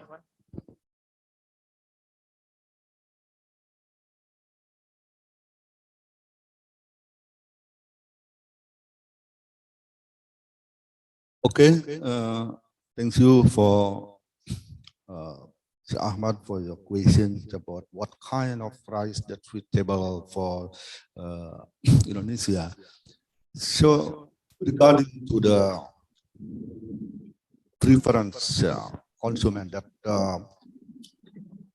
our country is archipelago, but many people in this country is not homogeneous or similar in preference about the taste of the rice. So it is related to the variety of the rice. That's why, for example, there is sticky rice, and also there is pale rice, and also there is also this based on the functional rice. For example, much more for the glycemic index low, and also the one of the functional rice in this moment. So based on the variety that already common plant at our rice field, there are mostly in Japonica more joined or combined with indica, right? That's why we maybe already know about the Sierra, about the Pandanwang, and also another variety that we have already submitted or innovated by our researcher. So actually, in this moment, that also the sticky rice is much more preferred by Japanese island people, and also some of the pale rice that has the low in glycemic index, for example, in West Sumatra and some of the islands in our country. But regarding to the trend of the rice now, what kind of rice should be processed for? For example, fried rice, it is better to be used for the pale rice, not sticky rice. We know that the coconut taste rice, yes, or nasi uduk, it is better for the pale rice. But if there is some of the restaurant or food that is mostly in Java, Sunda, it's they eat together with some salad and something like that. They prefer to eat the glutinous rice. So if the question is what kind of the rice, there are only for the common is pearl and sticky rice, and for the functional, now we have already know in the market there is with low glycemic index. Moreover, there is also with the color of the rice. There is also black rice, red rice, and also some of the places, for example, prefer to eat with the white rice. I mean, milled rice, the original taste. I think that is the suitability of the rice that for the Indonesian people, but now it's already imported such kind of the food coming from for the Arabian country. They say, of course, there is pale rice like in the Arabian, yeah? And also, but for the Japanese, for the Taiwan, and another is a sticky rice. I think that is my question. Maybe it's enough for the information. Thank you. Dr. Ridwan for your answer. Next, for Dr. Idolo. Please, can you repeat my question again? Okay, for Dr. Idolo, what kind of technologies should be developed in the term of appropriate technology can be used for food? I don't know, SME. For SME? Yeah. What type of technology? Yeah. Okay, so that's in the processing, or is it, if I can, any particular food or what? He doesn't mention about any particular food. What type of technology? Let me just say that most of this, you know, when it comes to processing, like I said, the aim of processing, like in the final final analysis, is that we retain most of the nutrients. I think the focus now for processing should be how we can retain nutrients in food. That should be the aim in our processing now. And in adopting any method, let us even take, for instance, let us talk about the rice processing. I don't know too much about rice processing, but we know when we process rice, in the course of processing, we lose some nutrients. Now, white rice in itself, that's the white rice that has been over polished, contributes, you know, it has high glycemic load, and you know, it may not be appropriate for certain ages or some certain classes of people. That's known. Now, for those of us now in food processing, we then have to ask ourselves, what are we doing that is compromising the nutrient of the food? Now, removing of that's the outside, that the brown, you know, which contains most of the fiber, is something that is affecting the nutritional quality of the food. So we want to think of, is there a way we can process the rice where we retain the fiber, but we modify it in such a way that it still does not affect the texture and the taste? Now, I'm not saying there's a quick answer to all these things. There's no quick answer to any of this, developing the appropriate technology. Take an instance without rice processing. But that's where people coming from different areas of research. For instance, if we say, okay, we were to add the fiber content in the rice, and you have a group of consumers complaining that it's affecting the texture or the taste in the mouth, then those, say, in sensory analysis will come in and see, are there any other things we can do? Is there a way we can process it where we can reduce those detrimental effects on the final product?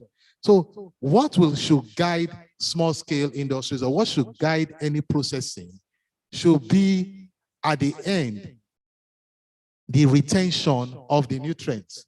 What is the best way in which we can process this food to retain the nutrients? And again, like I said, if you see my talk, I talked about holistic approach to, you know, achieving this.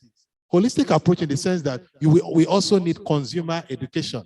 If you tell a consumer that we have to process this rice in this way now, it may affect the taste, but you are getting better nutrients or better retention of nutrients, and the consumer is aware, then I think the consumer will be more likely want to consume that food product. So what I'm saying, in essence, in adopting any method, retention of the nutrients should be our primary aim of processing. I'm not saying it's going to be an easy thing because we are used to one particular way of doing things. But if we have that view in mind and working together with different sectors, okay, of the processing from farm to the fork, we can adopt the best processing technique. So there's no real straight answer like this. It's just we have a box of tools to use, so to say, to achieving the best method to go about retention of nutrients. I don't know if I've been able to provide some. So there cannot be any, say, straight-jacketed answer. It has to be a comprehensive approach towards retention of nutrients, knowing fully well what is at stake now, that food is actually contributing, you know, to that's poor eating habit. It's contributing to non-communicable diseases, hypertension and diabetes and all that. So we are doing something wrong. And so we have to return back. What we are calling is that we return back to processing methods that retain to the best of our abilities the nutrients in the food. Thank you. Thank you, Dolo. So for your main goal is to retain or maintain the quality or nutrient, not the technology itself. Something like that.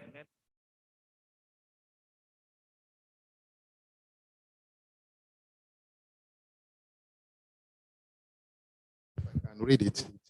From it's okay, but yeah, I can wrap up your answer. I think it's more like to maintain or retain the nutrition. Yes, Yeah, yes, okay. that's the emphasis, retaining the nutrients in food. Okay, Yeah. thank you. So I think we have someone ask question in Zoom. Can we invite? Oh, there's no confirmation. Okay, it's okay. Before I go to Zoom question from Nok Afifa, I think in here, so you can ask directly. Before that, I would like to ask Dr. Sharif. My question is, why do you think it is important to have a role play in the community, and why you choose cheese business, not chocolate or coffee or else that it's Indonesian community? Please. Baik, terima kasih atas pertanyaannya dari Pak Adnan. Ya. Di saat awal memang kita memilih mereview beberapa produk, dan salah satunya adalah coklat confectionery, dairy product, also like the yogurt, and so on.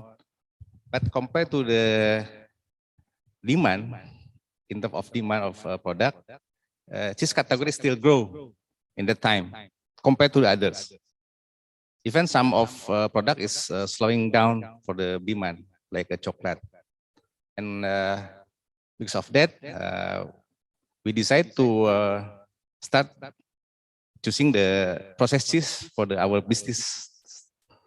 And also consideration about the amount of company for every category. Compared to the, for instance, compared to the chocolate confectionery, banyak sekali compared to processed cheese industry in Indonesia. Processing in that time, we only in Indonesia only 8 company doing business in Indonesia, and the chocolate is more than 20. And again, compared to the demand for the cheese is growth every time. Even now, still grow the process, the demand. Because if the demand is already steady, maybe some sebagian perusahaan lain akan drop atau bahkan akan gulung tikar. Tapi kenyataannya sekarang malah bahkan ada satu lagi next year maybe akan ada satu lagi company from Jepang, dari Jepang akan buka lagi di Indonesia. Itu yang menjadi pertimbangan kami waktu itu untuk mendirikan company khususnya untuk produk cheese kategori ini. Seperti itu.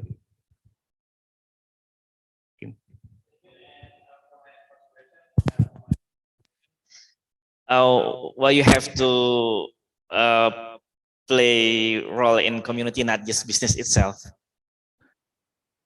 It's a hard question, I know, but it is interesting for us to know. Ya, kenapa nggak sendirian gitu ya?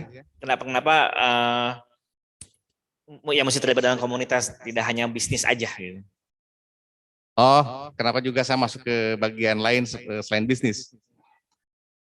Sebenarnya pertimbangan saya adalah ketika saya ada di bangku kuliah salah satunya, banyak dosen itu hanya based on teori untuk menyampaikan tentang informasi teknologi. Sehingga kita kehilangan apa sih yang update in the industry. Nah, saya punya concern, kenapa saya nggak balik ke kampus salah satunya, untuk memberikan satu informasi tambahan bahwa seperti ini loh update di industri. Sehingga saya kembali lagi ke kampus salah satunya. Seperti itu barangkali yang jadi. Thank you, Dr. Sharif. I think it is for me it's interested if we have more variety cheese in Indonesia, because we only have cheddar, mozzarella, and that's it. In Europe, I think there's 100 type of cheese available in the market. So I hope you can develop your company to make 100 variety cheese in Indonesia. Okay, for the next question from Mrs. Nok. Yeah. Already in screen? Okay. Okay, thank you. To Pak Ridwan, I have a question.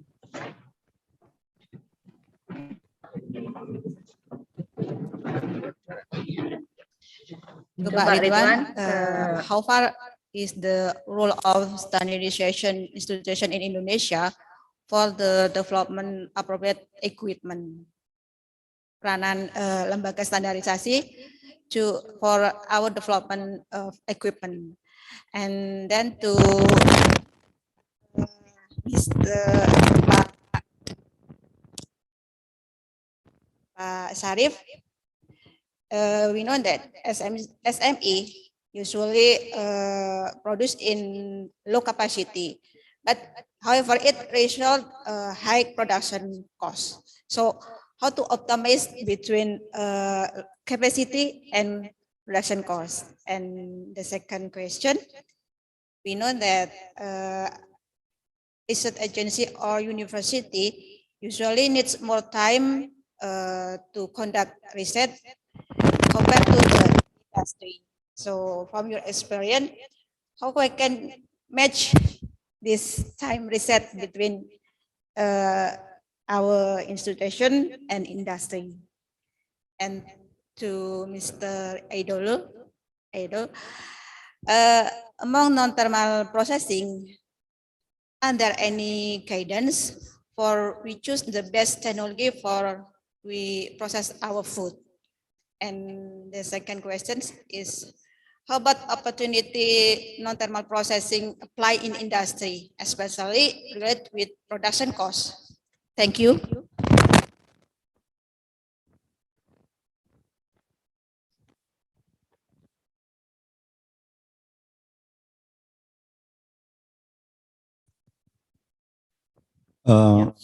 Thank you for Mrs. Nok for your good question.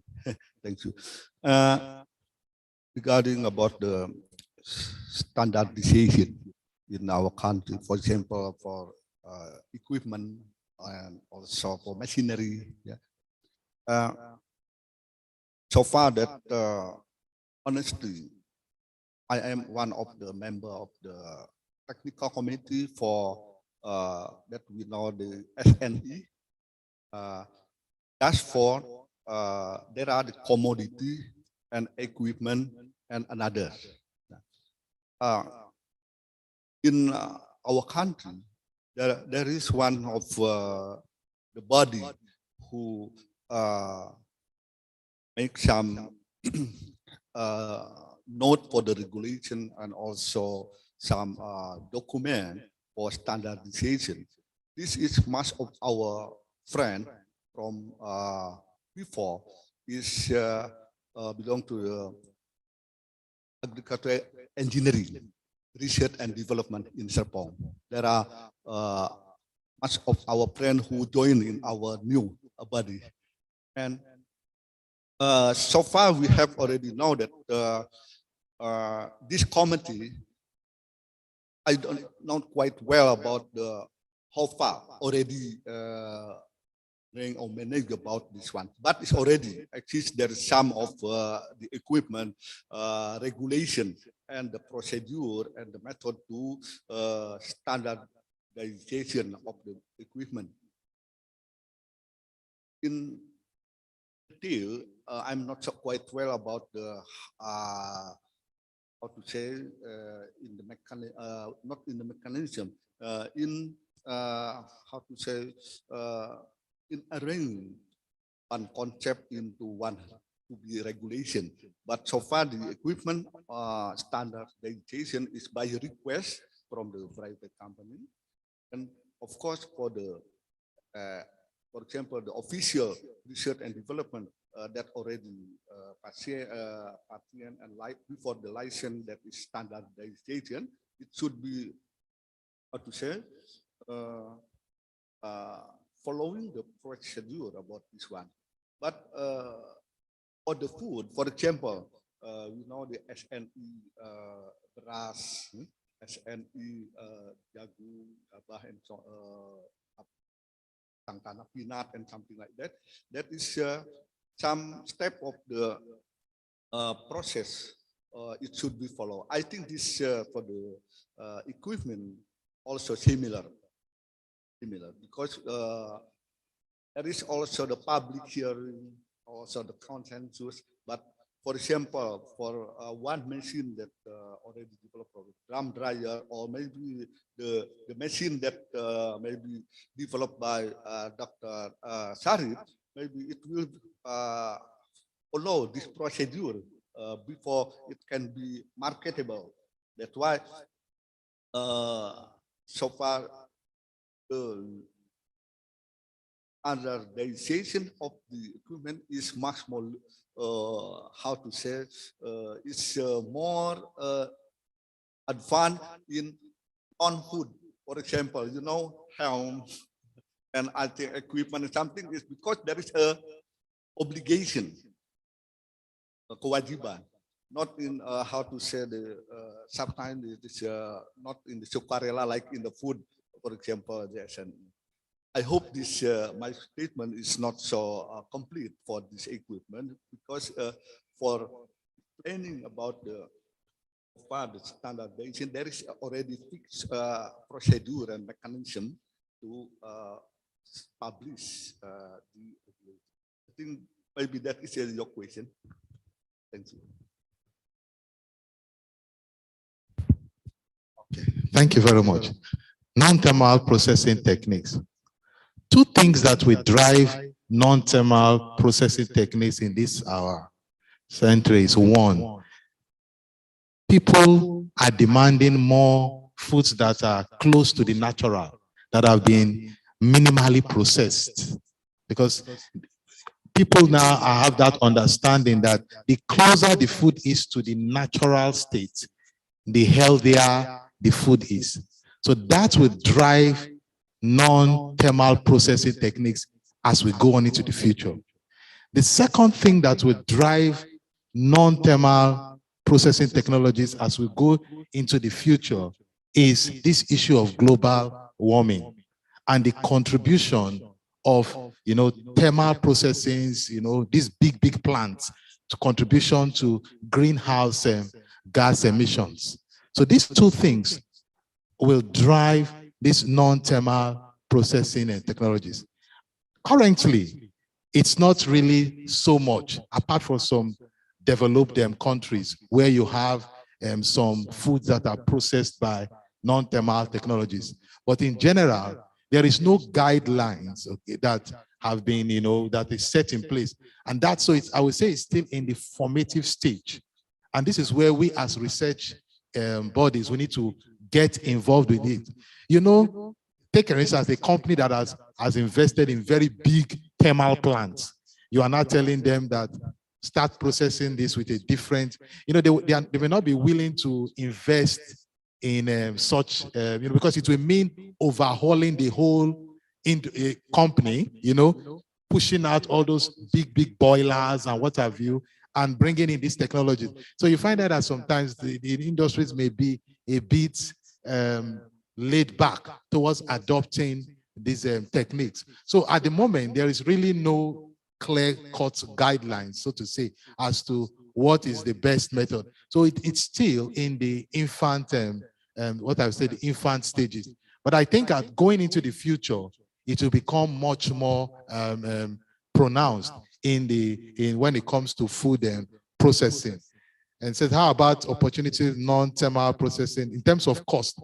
Yes, of course. In terms of cost, most of these equipments, the startup cost may be quite expensive. In starting up something may be quite expensive. But what they call operational cost in the end, when it starts running, may not be that. It's not that compared to thermal processing and techniques.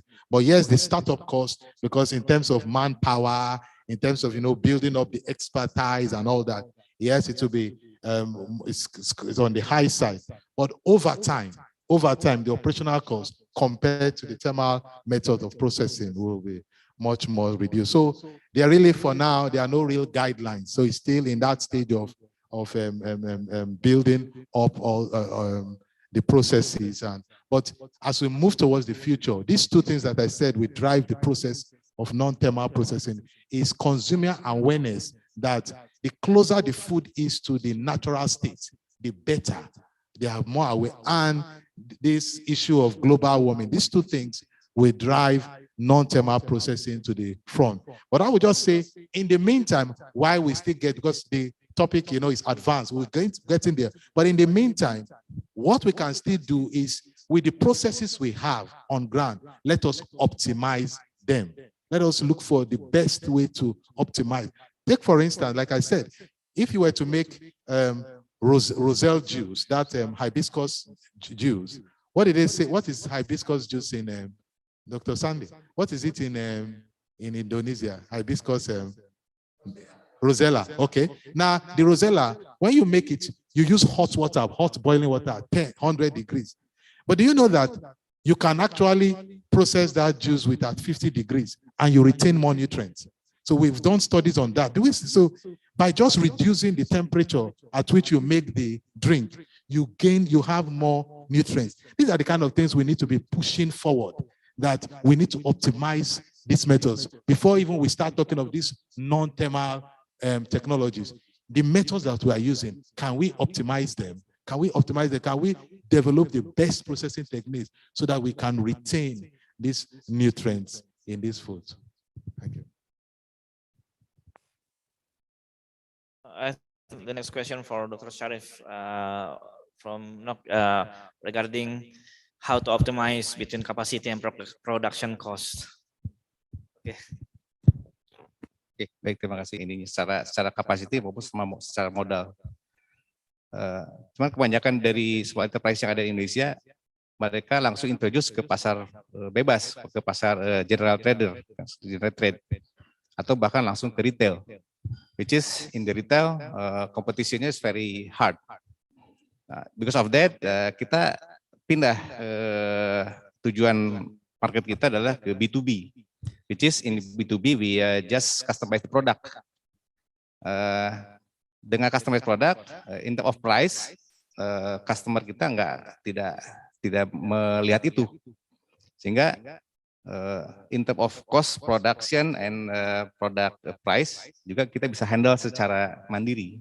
Sehingga berdasarkan itu kita lambat laun terus satu bisnis ke bisnis lain, artinya satu customer dengan customer lain kita punya treatment yang berbeda, yaitu menambah demand kita untuk production.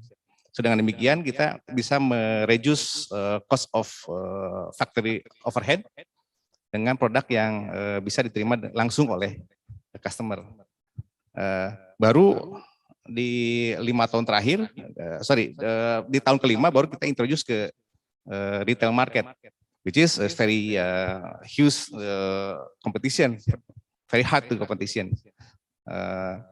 Dan kita maintain untuk yang customize produknya, yaitu untuk yang bagaimana kita meminimalisir cost production yang cukup tinggi, seperti itu. Nah, sementara kalau bicara tentang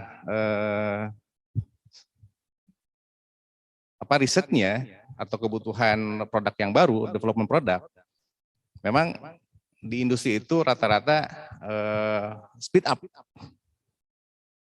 Nah, kenapa? Apa bedanya dengan BRIN? BRIN kan kebanyakan mungkin lebih ke basic science-nya. Sementara kalau di industri lebih ke application science-nya. Jadi how to applicate the product for the customer gitu. Artinya kita lebih kepada apa sih yang diinginkan oleh customer, itu yang kita lakukan. Bahkan customer sendiri mintanya kalau bisa sebelum Anda berkedip itu sudah ada kan gitu. Nah, ini kan kadang-kadang yang menjadi ya ini tantangan sih buat kami, dan itu dengan begitu kita bisa lebih survive dibanding yang lain.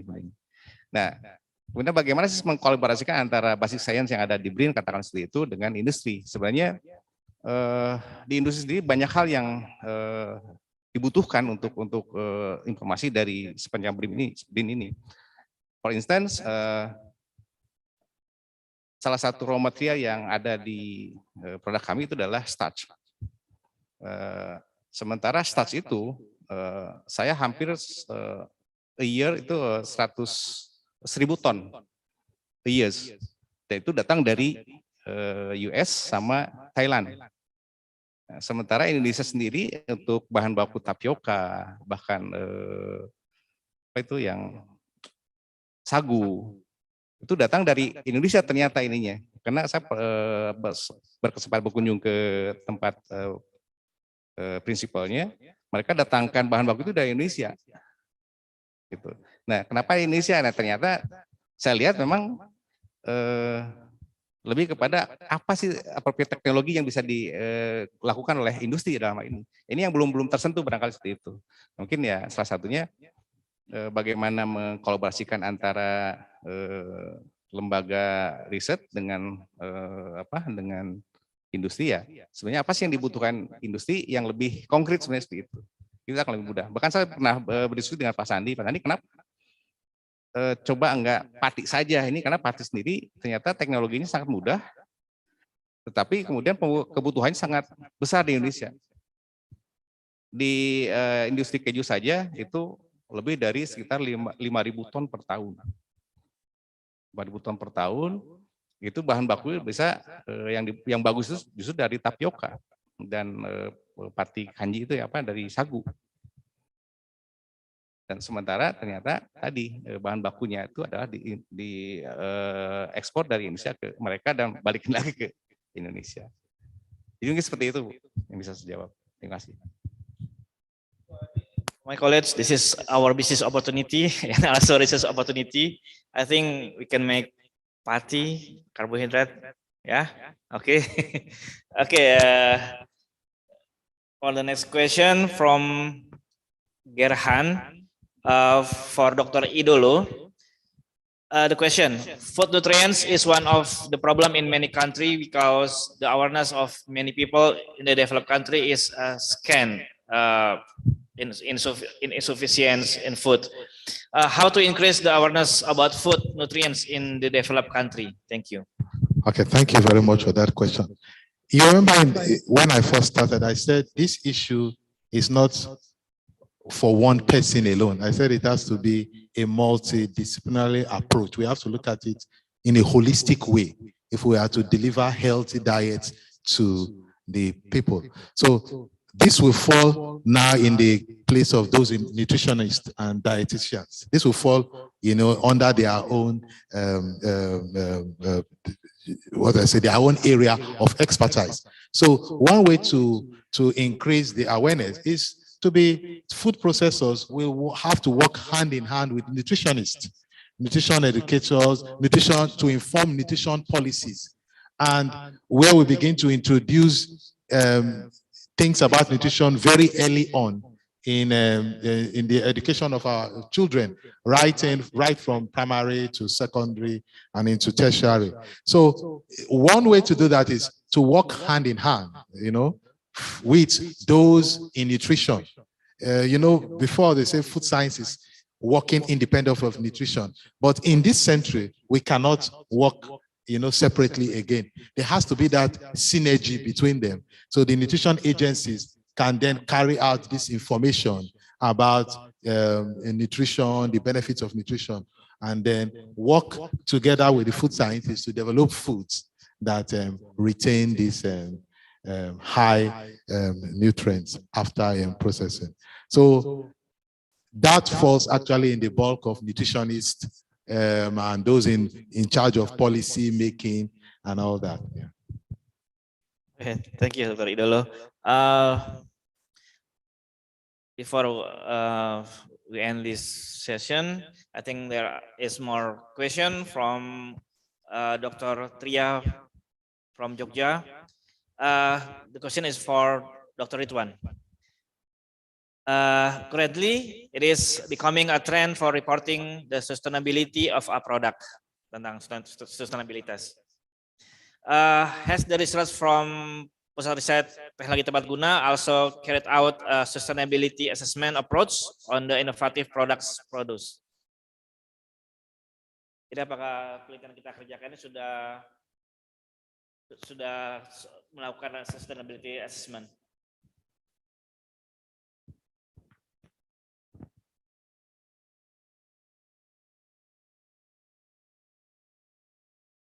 Thank you for the question that show maybe the feedback of the output research results that already disseminate to the user. I mean, until this time, maybe one of the still constraint in assessment, for example, product and how far the research results to be applied or adopted by the customer. This is one point that it's still low in our country. That's why there are 3 points that should be explored neatly. For example, that is how about the need of the user or our stakeholder for the technology that they want regarding to the product they would develop. For example, this assessment is just conducted in several stakeholders by our research team in close relationship by official collaboration linking by collaboration. For example, in the data that we have recorded, that how far our stakeholder would like to develop the product, for example, buffering, minuman, for example, they give some feedback to the researcher to upgrade about the quality it means for the taste and also to the branded and also the market. But the last one, the branding. I think the researcher is not have the such kind of the style to lift up the market. The market is look like, as Dr. Idol said, that is how to say multidiscipline. Have to holistic approach, not only for the technology but also to the market. This one is the assessment that we have conducted together. That's why a good exercise, for example, if we make some extension or to our stakeholder, but our customer of the technology is not the newcomer, but he has a little bit background about that product, and then would like to brush up the technology and also how to make the hygiene, and also to make the how to say the product it will cut ice better. But regarding the market, they have already how to say the network.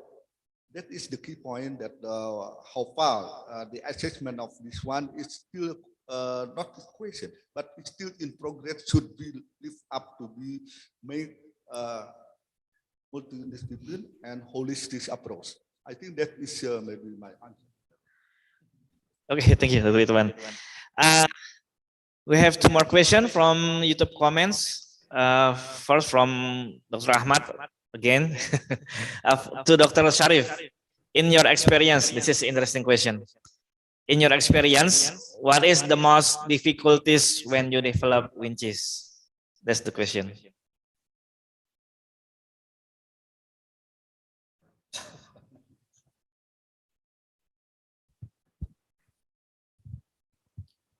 Yang paling susah pada saat mendevelop perusahaan kami adalah ketika kita mengintroduce produk. Jelas, karena ya introducing product to the customer. Karena ini kan pemain baru dan siapa kan begitu. Jadi hal itu yang kemudian menguras banyak tenaga, bagaimana to approach to the customer untuk meyakinkan bahwa produk ini adalah suatu produk yang bisa Anda pakai punya quality yang sama, at least dengan yang beredar, tapi ini punya value lebih, more value for the company, for the customer. Dari hal misalkan price, kemudian pelayanannya, dan lain sebagainya. Itu yang kebetulan yang kami lakukan seperti itu. Memang itu yang paling berat. Karena untuk dari tadi kalau menyediakan mesin, ya kebetulan kita berlima punya background yang bisa memudahkan kita untuk bekerja. Saya kebetulan punya background juga teknik, jadi bisa how to design appropriate mesin. Kemudian kita jalan ke pembuat mesinnya, mesin maker, kemudian kita bicara dan akhirnya ternyata bisa dan dicoba dulu dan ternyata masih oke dengan tadi kalau dibandingkan dengan dari luar ya kita tidak perbedaan secara kualitas terhadap produk yang dibuat. Jadi itu yang pertama, lebih kepada bagaimana kita meyakinkan produk kita ini bisa sesuai yang diinginkan oleh customer. Itu saja. Okay, I have more question regarding this your statement. You mentioned before it is a hard competition in the market. Yeah. What is in context of the price or the marketing? Or your price is comparable to other, or higher or lower, or the competition is just about marketing? Like you said, this is about introduction the product. Ya, jadi yang saya sampaikan tadi, statement yang saya sampaikan bahwa ketika kita introduce market dengan produk retail itu terlalu berat karena mereka punya brand yang sudah eksis sementara kita baru, nah, sehingga kita lebih baik shift market ini introduksinya dari retail market to B2B market. So which is lebih mudah untuk handle-nya, lebih mudah untuk kita mengintroduce dan lebih mudah untuk meyakinkan mereka bahwa ini produk yang sesuai untuk kebutuhan Anda. Ini yang saya masukkan bahwa kalau kita masuk ke retail market, it's very hard to competition in terms of how to grab the market. Itu. Okay, thank you, Dr. Syarif. Okay, I think we will go to the last question, or we have another question in this room. Okay, before Sandi. Okay, from Lukmanul Hakim, for Dr. Ridwan. What is the best development goals for Indonesian traditional tubers? Singkong, tubers, singkong dan sejenisnya. Still it can be directed as a rice replacement product or just only for its food product diversification?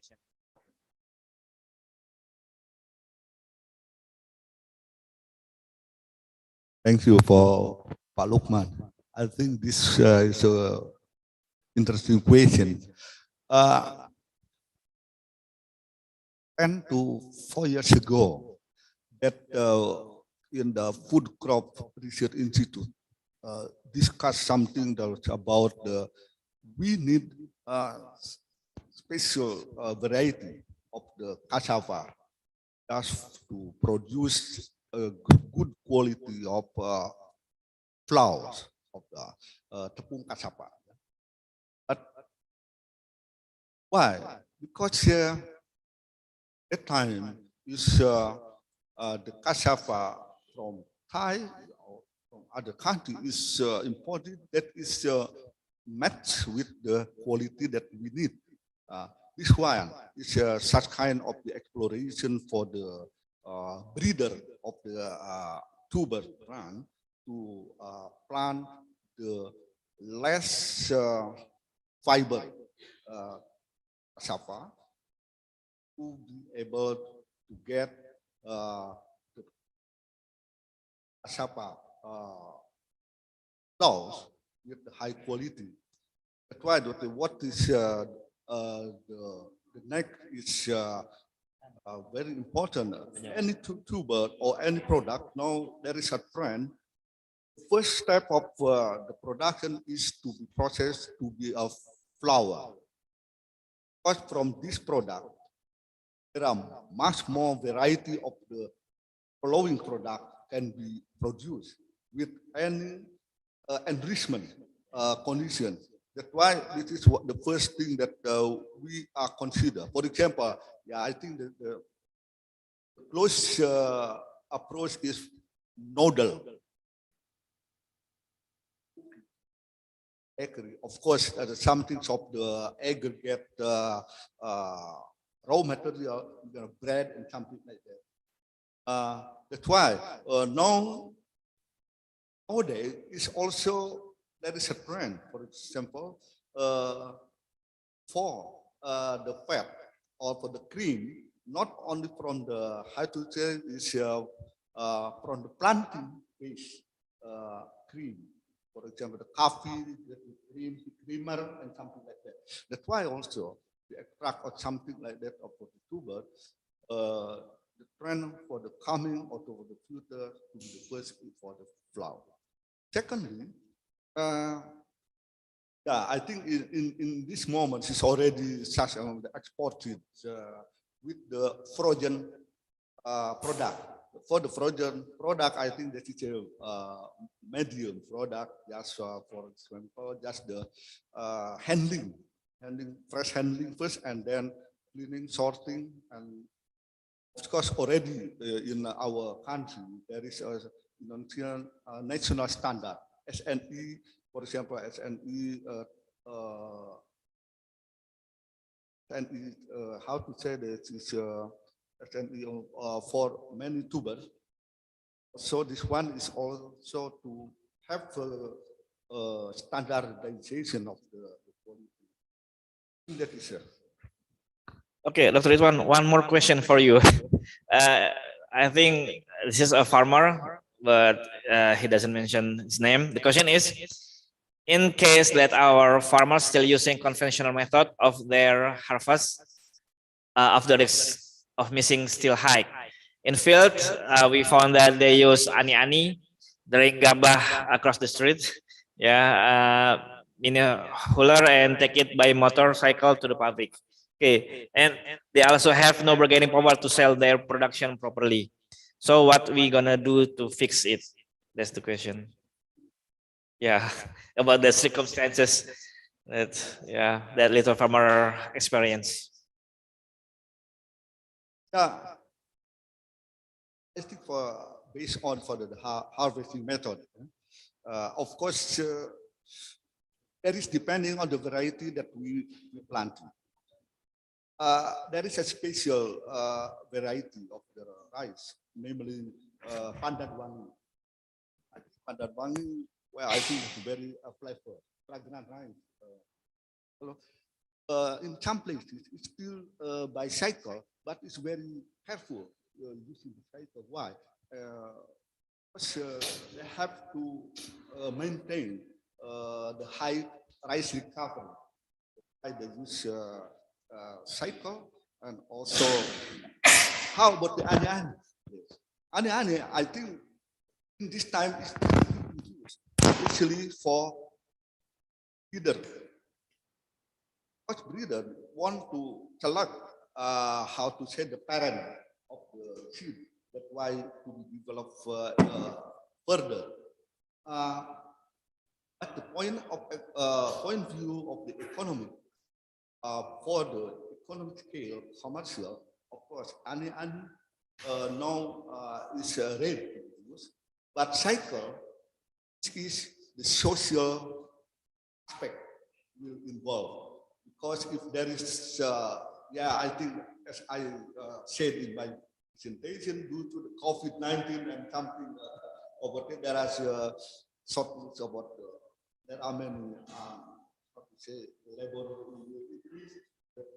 So this one is, how to say, labor in the field, it should be covered, especially for the surrounding area, for example, in Subang, in the northern part of Java. Sometimes for the high harvesting method, for example, combined harvesting, it's okay by rental,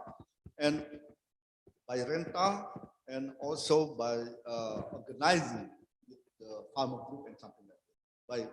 But how to fit in that? Of course, I think in this time we have to improve the management system. to give the, how to say, expertise, yeah, by training, by also by improving the facility of blacksmith, bengkel, yeah.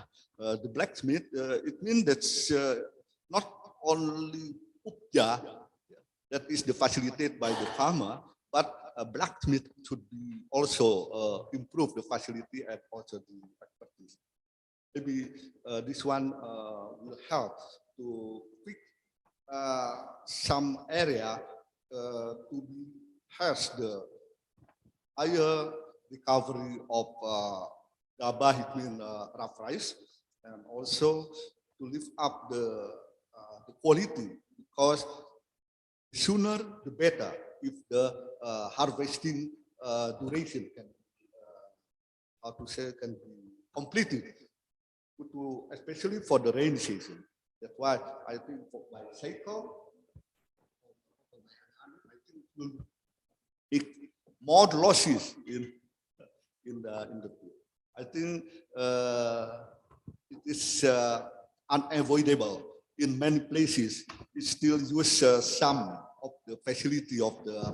That's why I introduced from the ani to combined harvester, because locally it is able to be used. Because in our country, not only in the flat area, the rice field, but also in the terrace. Yeah? The terracing is very small, and also it is difficult to reach by the equipment, that kind of the heavy equipment. That's why serat, I think cycle, but I mean the serrated cycle. It means there's like so serat. That's why it is more convenient by the farmer to use.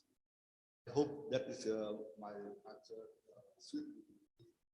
Thank you, Dr. Ridwan. This is an interesting answer. I think we will need another webinar regarding appropriate technology for the small farmer. What can we do for the small farmer?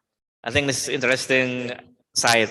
So for the last question from Dr. Sandi, also graduated from Leeds University, England, from our group. So time is yours. Okay, thank you for the opportunity, Dr. Adnan. I would like to thanks to all the three speakers.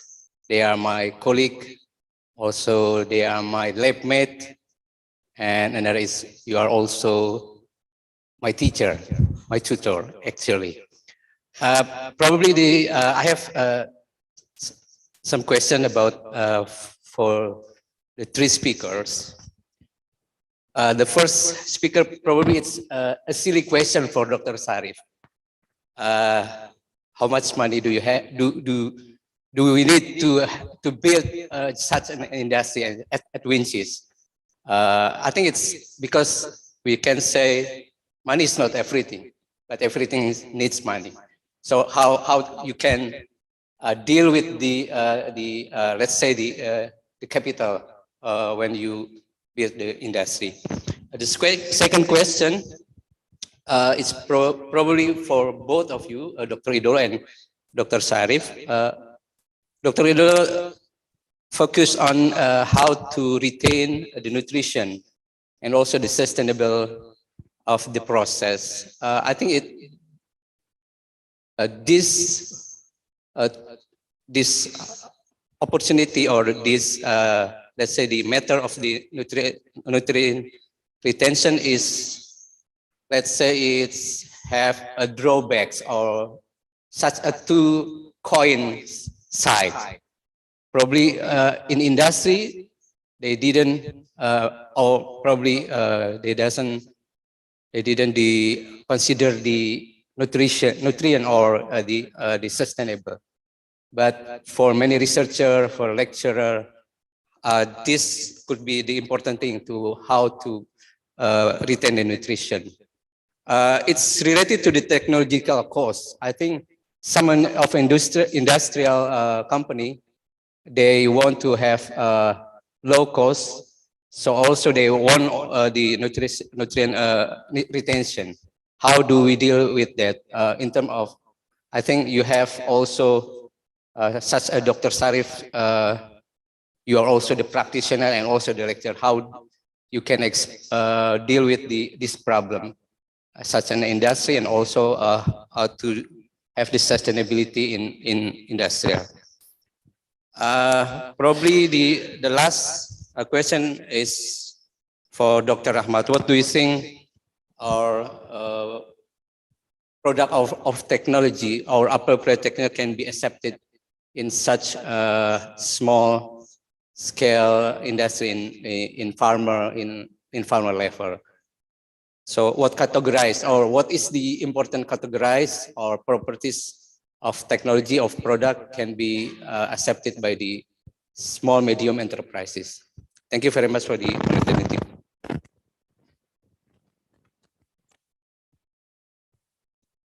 Okay, thank you, Dr. Sandi. I think this is the last question for each speaker. I think start from Dr. Ridwan and Dr. Idolo and Dr. Sharif. After you answer the question, please make closing statement for each one of you. Start from Dr. Ridwan, please.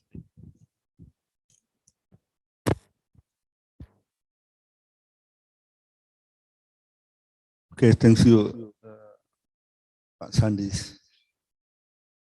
So, categorize about the level of the technology that is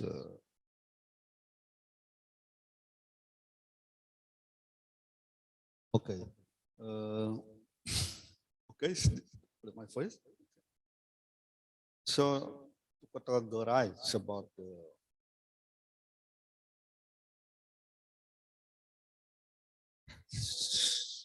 better to socialize to the customer or to the farmer.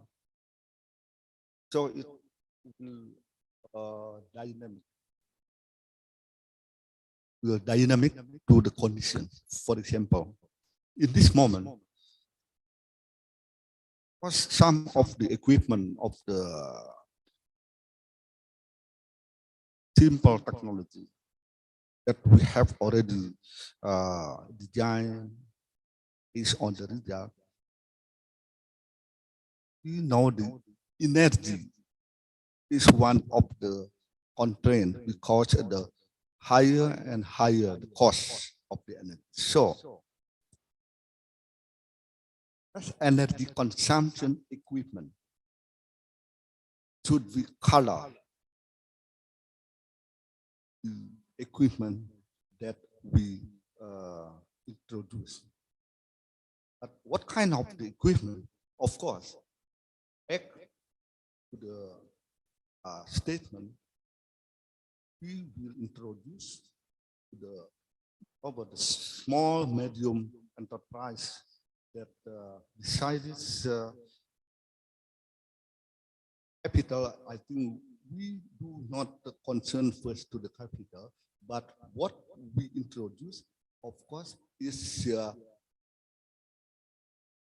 the, how to say, the scale of the capital based on the SMA, small, medium enterprise scale of the capital, of course it is.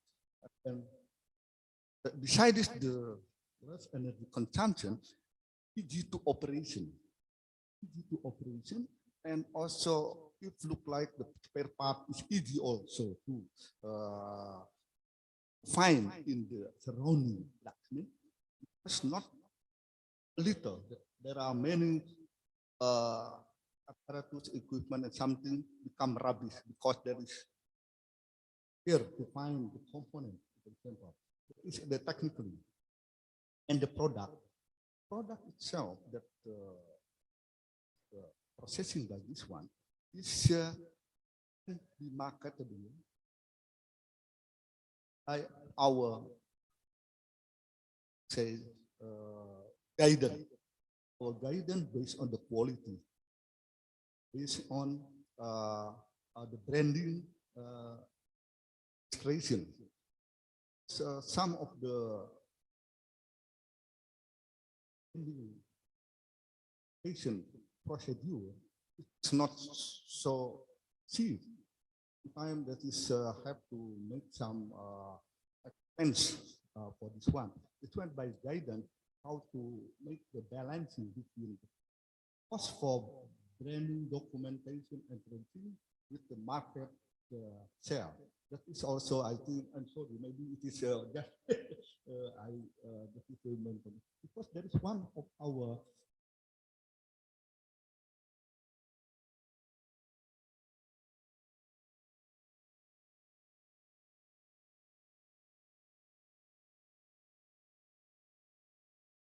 not so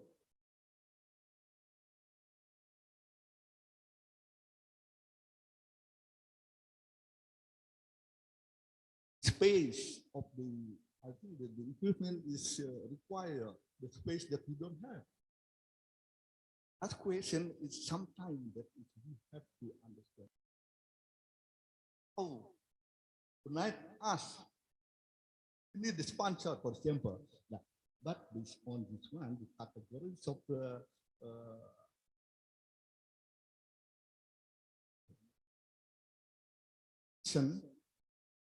no.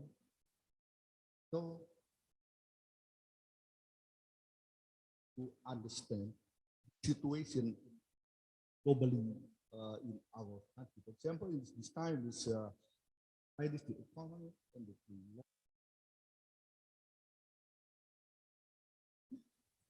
so what is how to say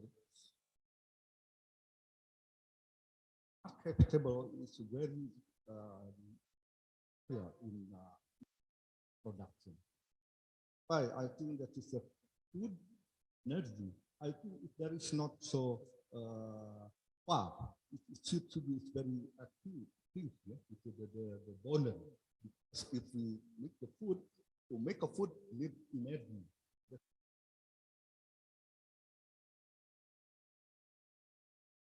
The extension of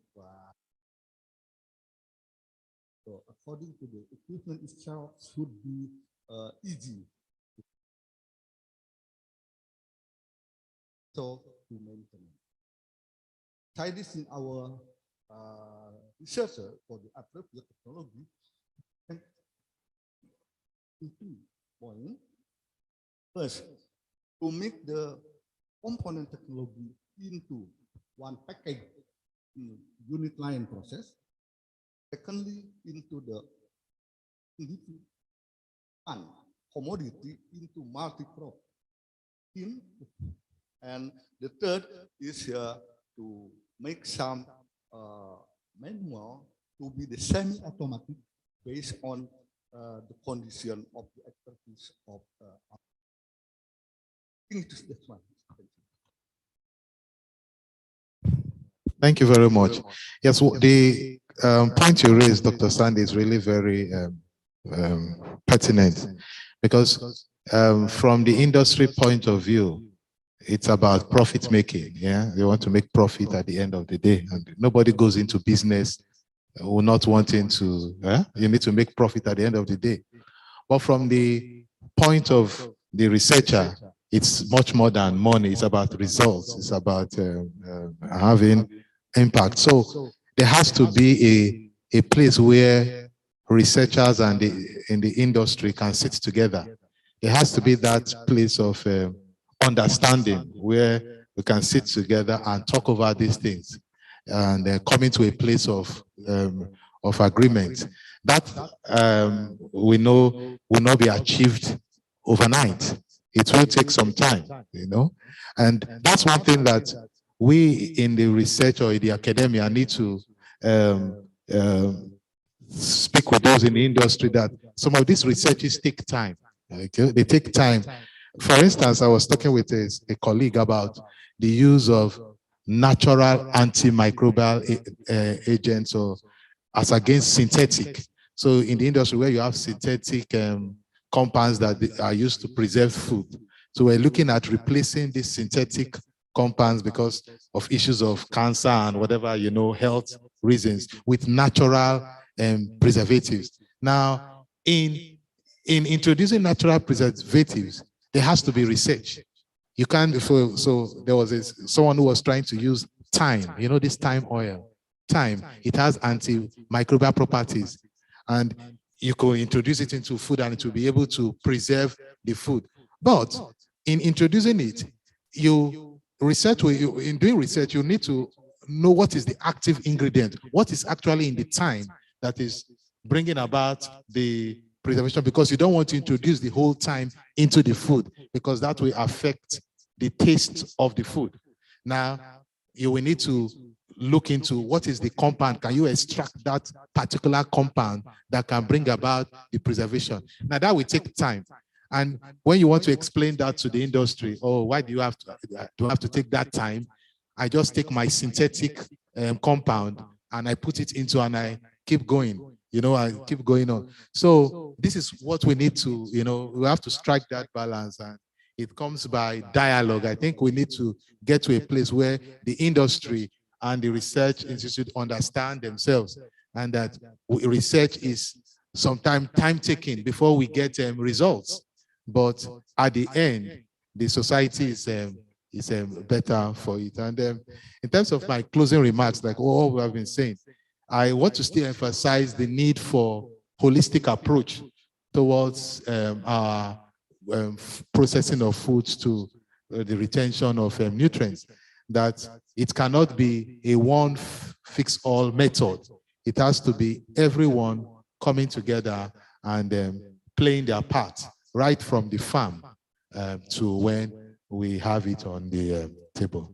Thank you very much. Thank you, Dr. Idolo.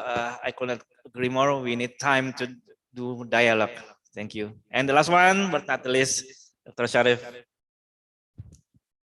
Baik, terima kasih.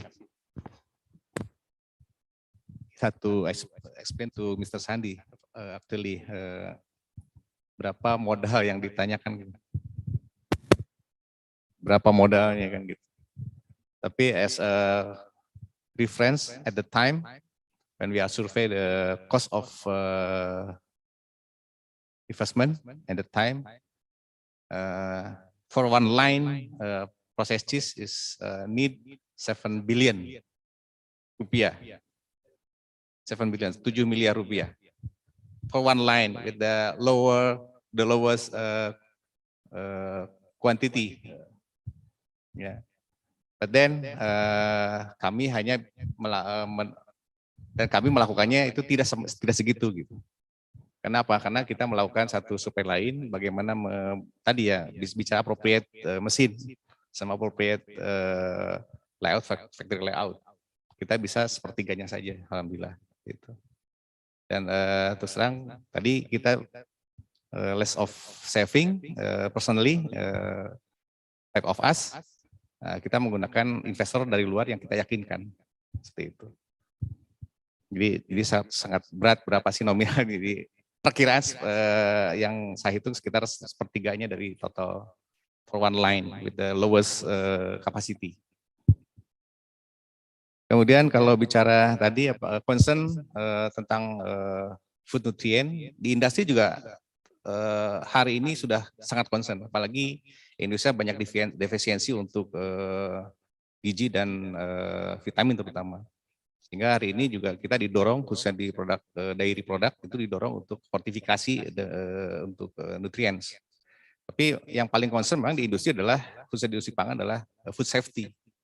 Jadi itu yang pertama kita lakukan adalah kita align dengan food safety requirement. After that, we consider tentang how to add value with nutrition. Gitu.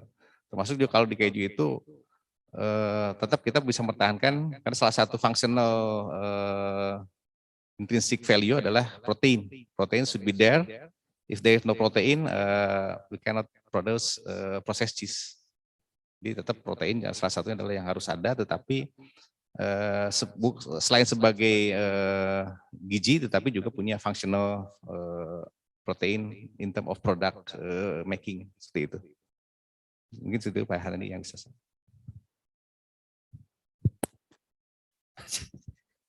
Okay, thank you, Dr. Syarif. I think food safety is crucial in this business. Okay, no more question. Sorry. To wrap up the discussion, allow me to make a closing remark. The best approach to design appropriate technology is balancing the criteria with the specific human needs. While the technologies should be developed on multi-purpose, low cost and low maintenance for a larger group of people. We need more sustainable and effective food processing technologies that deliver healthy foods in terms of functionality for health and nutrition. No business experience and limited budget are not an obstacle to build your own food business. Make your dreams come true to manage your own future with time management, passion, expertise, and collaboration. Thank you. Have a nice day for you all. It was a wonderful and fruitful webinar. Time and screen, I give back to Miss Anna. Thank you very much.